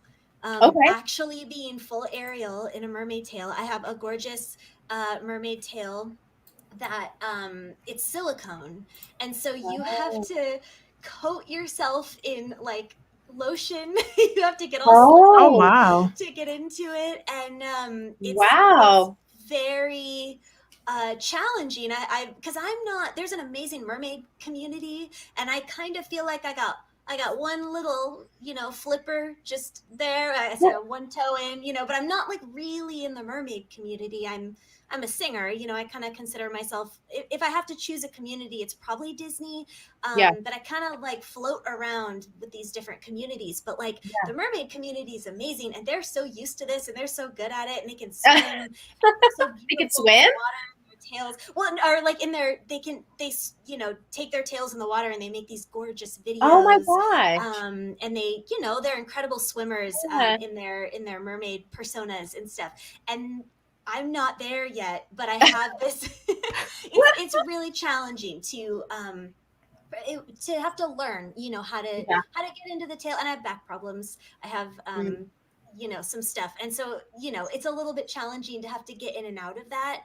And being in it for a long time, you know, it's definitely, it's heavy. And when it's not in the water, you know, it's really heavy. And you just have to really learn how to hold your body differently. And posing and moving is just, it's really different in something like that, because it's kind of like a, you know, it's not even, it doesn't feel like a costume so much as like a bodily prosthetic kind of, you know what I mean? It's very they're very unique to wear. And so probably like wearing like real mermaid tails is a challenge for me, but I love it. It's so fun, you know. It feels so magical. yes And that's the thing, is like you don't shortcut, you know, like you are actually getting into a and it looking, I mean, like just literally came out of the ocean. Like you are Ariel. You are the real life Ariel, in my opinion. Jodie Benson. Similar. She's the real one. Jodie Benson. Yes, Queen Jodie. I'm her fangirl. Serena, do you have another cosplay question for Tracy? Let's see. Well, you kind of answered one, because I was gonna say, well, sort of. Now, are you ever nervous to venture into other like licenses? Like, I know you talk about like you do Disney a lot, and Disney Daily showed us your It, which was super cute. And I saw on your Instagram how you did like a mesh, like a little mesh of both like a mermaid and Ariel, it's so cute. So do you ever like get nervous about like doing too much? Because I think Disney Daily and I can like relate to like when you're creating content, you know, and you try to like sometimes venture out, you get nervous about doing anything other than what you're used to, even if it's like a variation. So how do you handle that? Yeah, for sure. I mean, it's been really challenging with horror because I'm like, that's my other favorite thing. And one of my dreams is actually like one of my like bucket list things is like I want to be a monster in a horror movie. Like I want to do that someday. Really? I've gotten to do, and I do like voice, like I just did some horror voiceover for a friend's project. I do like zombie voices. Like I love all of that stuff so much, and that's a part of me. You know, if I have a free evening and I'm not watching a Disney movie, I'm probably watching a horror movie. I don't really watch any other genre most. Oh of my the gosh, time. Tracy, So, I'm the same. You were literally my twin. you get me. You get me. Yes. But it's hard because, you know, not all Disney fans have that in them a lot. And I understand. I have so many friends too. I would say most of my friends are not into horror. And, you know, there's a lot of Disney fans who don't want to see that kind of content. It's not really, you know, their thing. And I totally respect and understand that. I know it's a little bit offbeat and different. And so I do struggle sometimes because I really want to share that's kind of the other half of me, you know, I'm kind of like half and half. And so I really want to share that stuff. I love dark fairy tales, you know, I love fairy tales of every kind. And so, and especially now as I'm moving into my, more of my original music, I have like a big project that I'm working on right now, and kind of secret project, but it's very much kind of rides the line between magical and horror. You know, there's both in it, and I want to share both. But I definitely lose followers a lot of times, not always, but I definitely notice those numbers going down when I post scary stuff. And so, you know, it's a little bit I don't want to like traumatize anyone, you know what I mean? Like I love being scary. I really love like doing horror characters and stuff too, but I don't want anyone to have to, you know, be scared looking at my page. So I'm always kind of trying to like figure out that balance of like, I'll try to do little warnings now. Like I'll do like a little warning, you know, thing. And sometimes if it's like a video, I'll do it in a swipe.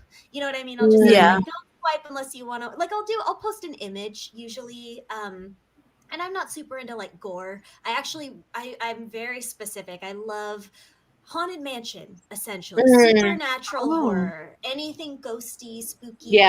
You know, The Ring is my other favorite horror movie. And you're not a slasher girl. No, not at all. I mean, I've watched every genre within horror, and I can appreciate for sure. But I'm definitely a supernatural horror kind of thriller fan, and so so the stuff I do, it's not like it's usually super bloody or anything like that, but like that's a struggle, as I'm always kind of trying to find that balance, and I don't have it in me to start a whole nother page because I already struggle with getting content out on a regular basis as it is.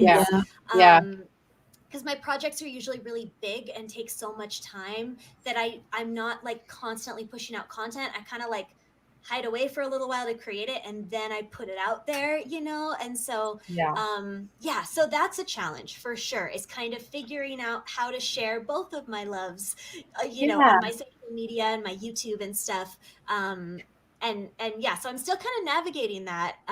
But that's probably my biggest challenge, currently, is sort of trying to find a way to be completely authentic in that way and be able to kind of share, you know, not limit myself to only one thing, because I'm not just Disney, but I love Disney, and I don't want to stop posting Disney stuff, and I don't want to, you know, have to hide my other, you know, passions and stuff too. So for sure. And I love like Harry Potter.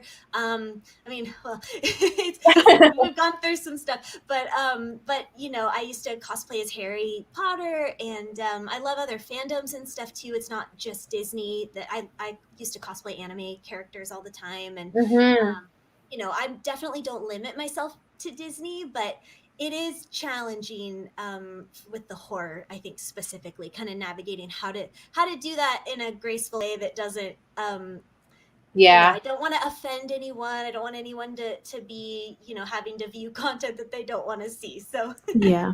yeah. You're very, very considerate. Like I have to say, like it just shows your heart because you just want everyone to like be happy and just like not want to put anyone in a bad, headspace or anything like that. So just shows like Tracy, you're a real life angel. That's why you have clouds behind you. It's perfect. Thank you. I have one more question for the cosplay. Then we're gonna go to Adorkable, and we're gonna keep it kind of short because I don't want to keep it too much longer. So in terms of though, I know some people were interested in getting started with cosplay. Do you have any advice for people who maybe don't know? Because I know it can be kind of daunting to look online and you see these people with these extravagant costumes, and they're like, like they're not feeling. I know I felt like that. Like, what am I going to bring to the table? So do you have any kind of advice for people where to start or how to start and something along those lines? Absolutely. And I think the first thing you have to know going into it is cosplay, like the hobby of cosplay. If you're a true cosplayer and you're doing it because you want, because you have a passion for it, it's about showing your love for a character and a fandom. It's not about out cosplaying anybody else. You know what I mean? I think sometimes people get really overwhelmed, or they feel like a pressure to have to do something a certain way or to be at some certain level of experience with it. And Yeah. cosplay is not what it's about, at least in my opinion. Okay. Cosplay is not about impressing other people. At least for me, it's about loving something and showing your love for it and just having fun. It's literally just it's just showing your passion for something that you love. And it's honestly such a gift to the fandoms. At least I think. I have a friend who's actually just starting a project right now and just starting to experience people cosplaying as his original characters. And I think it's such a gift for people who are creating these characters and these worlds, for them to see other people attaching so much to these characters and to want to actually dress up as them. Like, that's gotta be so amazing. You know what I mean? Like, Yeah. so I think the first thing that I would tell anybody who hasn't done it yet or really has barely started is just to take all the pressure off yourself. Take the weight off your shoulders. Don't put pressure on yourself to have to do anything or do it a specific way for anyone else. Like, this is for you and this character and this fandom, and this is for pure enjoyment and passion, right? So first of all, just take off the pressure. And then, as far as when you're actually getting down to the nitty gritty of putting a costume together, I think there's multiple ways, obviously, of doing it. But the way I started is I started not with what necessarily I knew how to do or what I felt like I would even be good at. I just started with the thing I liked the most. Like, we can't talk. Generally, if you're passionate about something, it's gonna feel more worthwhile. So, choose characters that you really love and that you're really passionate about, especially when you're starting out, because it won't feel. I don't think it'll feel as much like work as it would if you're like, well, I have this shirt and I have this thing, and I guess I could be this character because it could make, like, you can do that, and that's totally fine to like bust out a cool closet cosplay because it's simple and easy, and you can kind of like, that's totally cool and fine. But it's really rewarding and fun to start with a character that you really love. And it's the next right thing. This is a lesson that I've had to learn over and over again, and this is the lesson I think in life in general, where it's just take it one step at a time, one little tiny thing at a time. If you break everything down into little steps and little pieces, it's not going to feel like this big overwhelming thing. So like if it's Ariel and you want to do her mermaid outfit, then it's like, just start with the seashells. Like, what kind of shells do you want to wear? Like, do you want to wear real shells? Do you want to maybe get something from an artist on Etsy? Do you want to like figure out kind of what you want to do, and just like one little piece at a time, you know what I mean? And then like paint the shells. You know what I mean? It's just Yeah. one. Yeah. And just kind of take it one step at a time. And I think you'll find that if you break everything down, and really what cosplaying is, it's problem solving. Because a lot of cosplayers are incredible seamstresses and designers, and they like sew everything. Like my Yeah. husband made that Ariel costume. Like I can't Yeah. sew a straight Yeah. line. Like Amazing. I'm not good at sewing. I actually collaborate with multiple people to create my costumes, and typically I'll design them, and then I go to a friend who's really talented at sewing, or now my husband, and I show him the sketch of what I want to make, and I talk about the fabrics I want to use. I'll go shopping for the pieces, and they'll sew the thing for me, and I just do all the detail work. I'm really into bedazzling, so I just go to town on all the details, hand sewing, like anything that's kind of added on after is like my favorite thing in the world. Yeah. But it's literally just, it's kind of problem solving. And with cosplay in general, with a lot of, especially like anime characters, there's Yeah. a lot of things that they wear that are not clothing. It's not something you would normally find. Sometimes you'll luck out and you can find pieces and things and repurpose things. But a lot of cosplay, I think, is just taking this character and figuring out, how the heck do I make this thing that they're wearing in real Yeah. life? Like, how do I translate this from cartoon into reality, And so that's Yeah. kind of my favorite thing to do is I love taking a character, like for instance, a Disney princess, like that Belle dress, like, Yeah. what it looks like animated.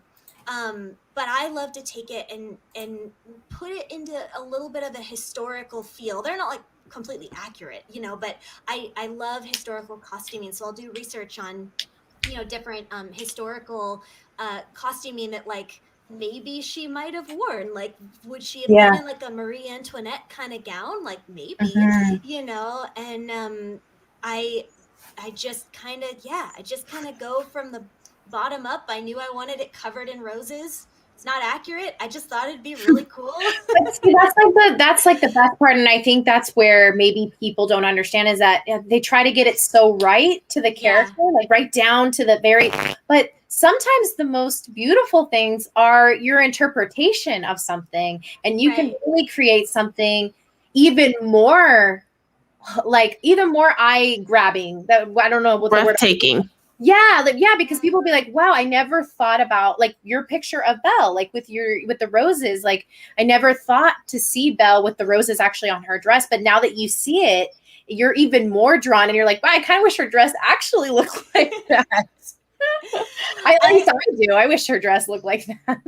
I love reinterpreting things. And I think it's really fun for me, I love to think, if she were real, what would she have actually worn? Like, what would it look like? I'm never concerned. That's one thing I've always been kind of different about with cosplay.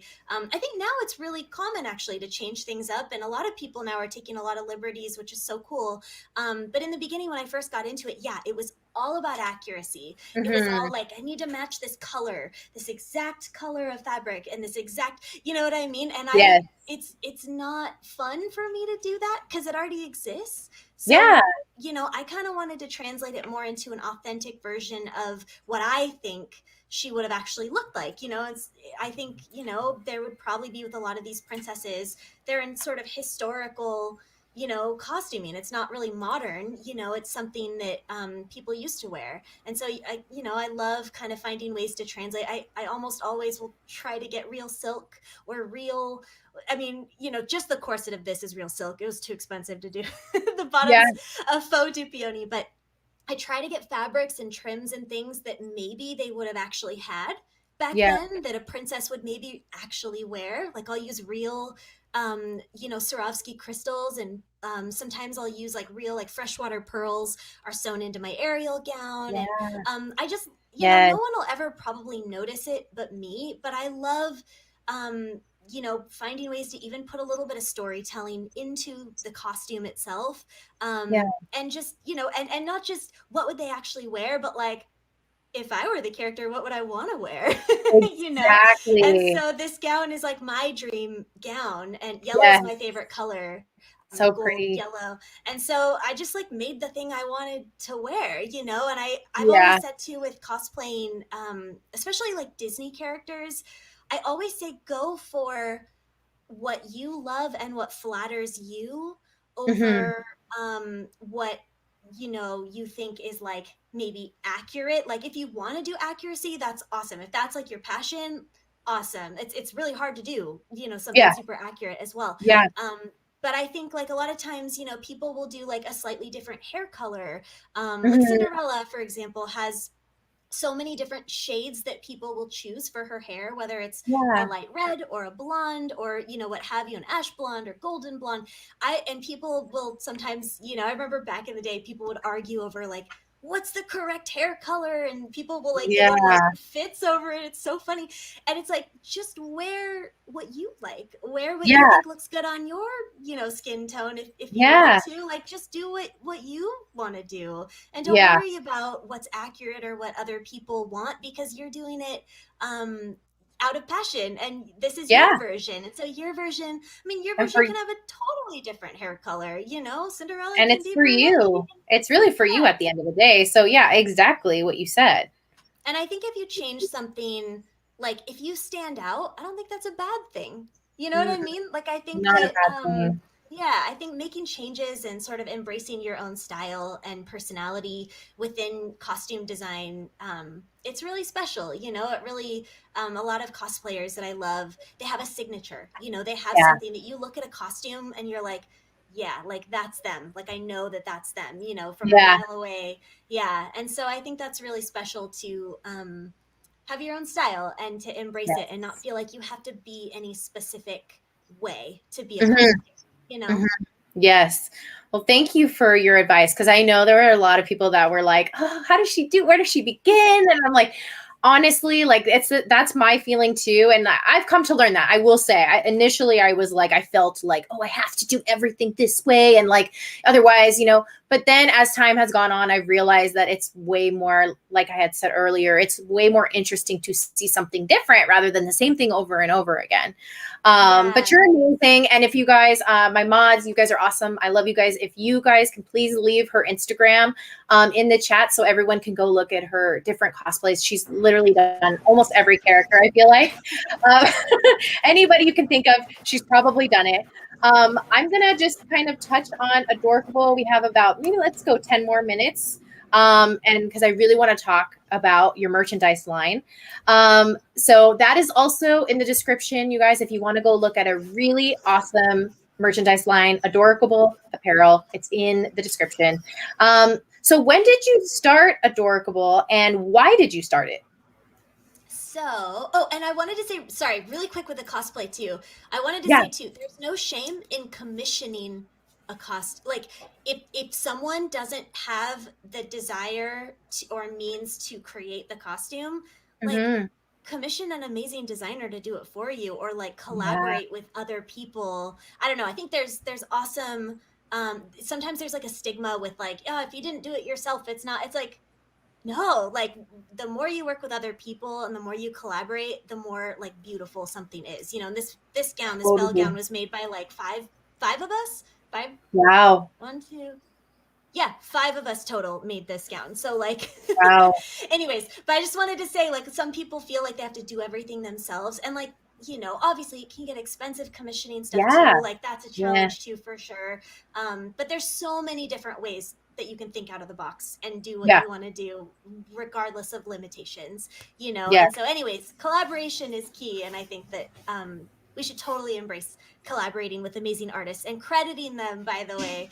Yes. Designer Yeah. Daddy and Angie Viper helped me spearhead that my gown that I designed. They brought it to life and were so wonderful. So anyways, okay. So Adorkable, sorry, what was your question? How did it get started? Or what was your Adorkable question? I'm so sorry. Or is that what it was? Oh, I'm sorry. Hold on, Tracy. I'm It's sorry. going a little in and out for me. It's okay. Sorry. What was your question? What was your question about Adorkable again? Oh, okay. So when did you start it, and why did you start it? Oh, okay.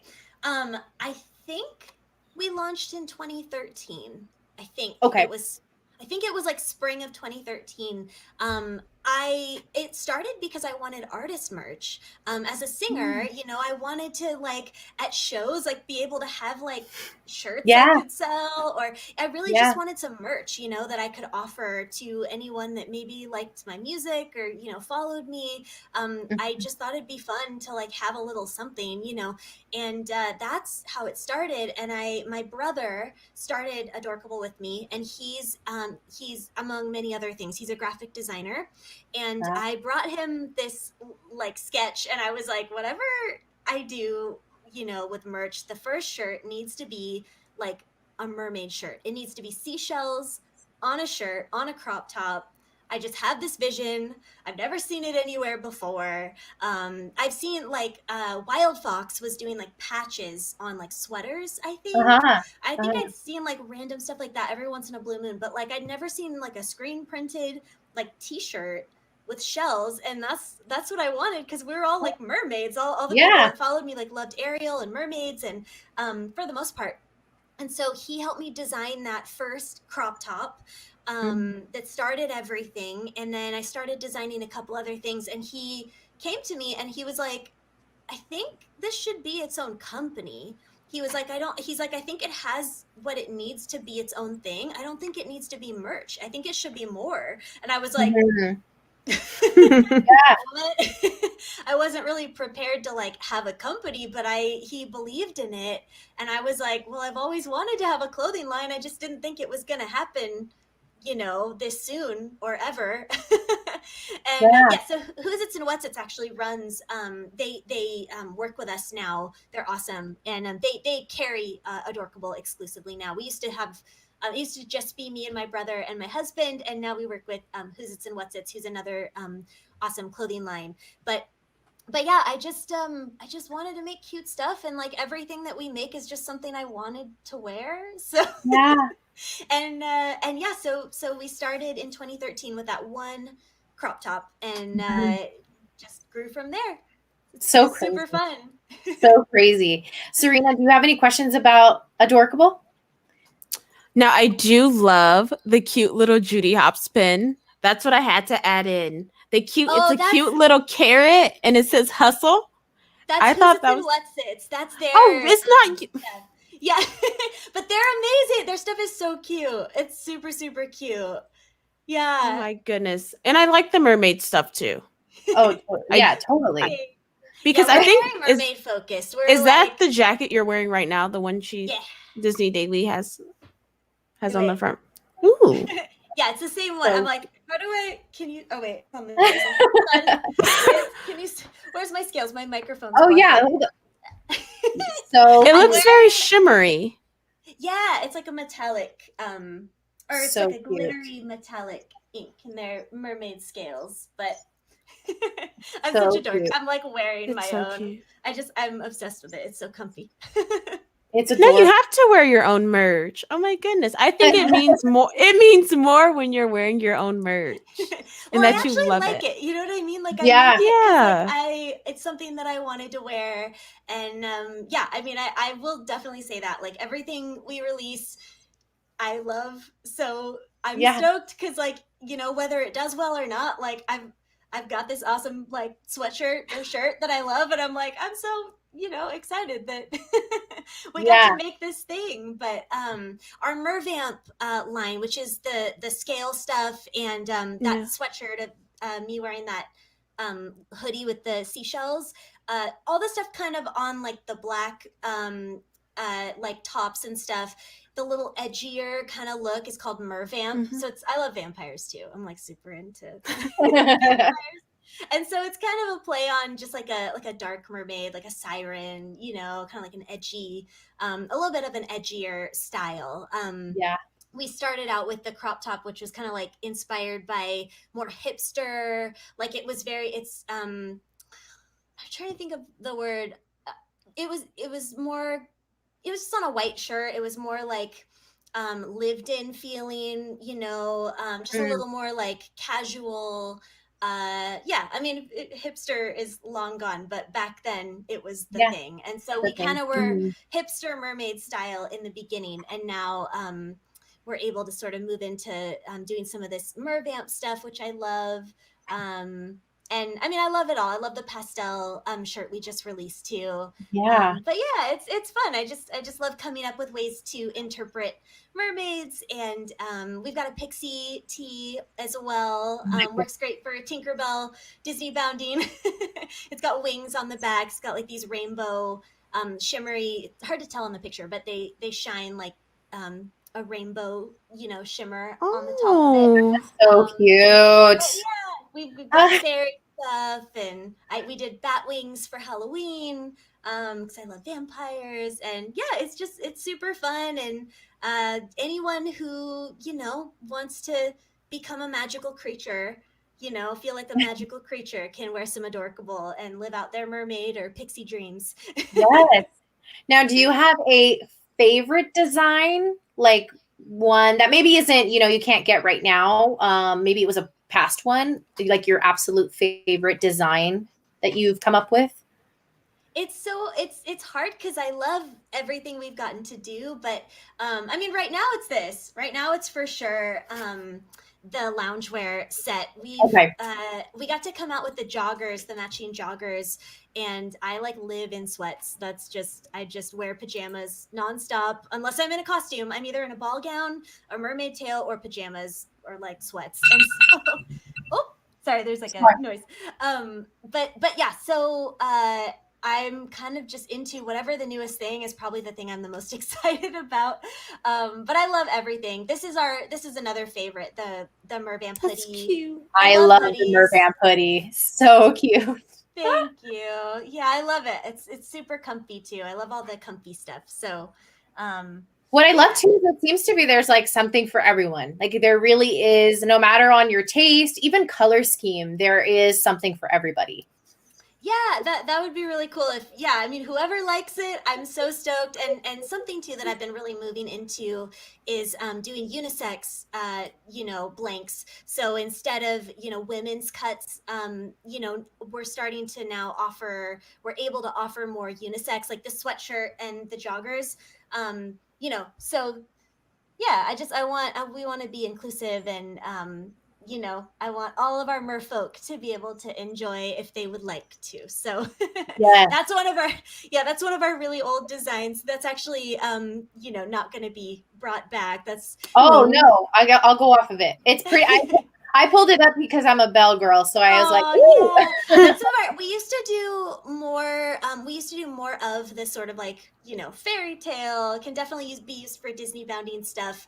And I'm definitely trying to move in a more mermaid direction because that's our bestseller. That's my favorite. Seems to be everybody's favorite. But I love that Belle shirt. It's not, it's supposed to be inspired by the rose, and This is the one that's on my purchase list. I was like, I'm obsessed. I love the like tie-dye and then mermaid on top of the tie-dye, like best of both worlds. It's so comfy too. I'm always obsessed with everything comfy. It's so soft. It's like I wear it as pajamas all the time because it's so comfy. But yeah, that's actually the shirt. That's why I made this, is because that's Danielle. Oh, cool. By the way, our model is the photographer I was talking about earlier, my friend Danielle, who came up with this cloud idea. Wow. But yeah, I used the clouds to shoot some photos of this shirt, actually. That is so cool. And she's our model for this. Her and Taylor actually both modeled. They were the two friends I was talking about at the beginning of the interview. Yeah, that's Taylor. They're so fun. But yeah, thank you. I'm glad you like it. I love how subtle the shells are. For this one, I kind of wanted it to be a little bit like a secret mermaid. It's like, it's not super fangirl in your face. It's more like just fashion, No, it's super cute. I love it. I love it. And like I said, everyone, if you want to check it out, mods too, if you can leave a link to Adorkable in the chat, that would be great. I think we're going to wrap it up. So one last question for you, Tracy. So is there anything, well, I'll give you an option if you want to tease anything in particular, or if you want to share with us a dream of yours, because I think we all keep dreaming no matter what goals we hit. We're always dreaming. So it's up to you. You want to end on something maybe you want to tease, talk about, or both, whatever you want to do, or your ultimate dream or your next dream, your next goal. Yeah. There's a lot of them, but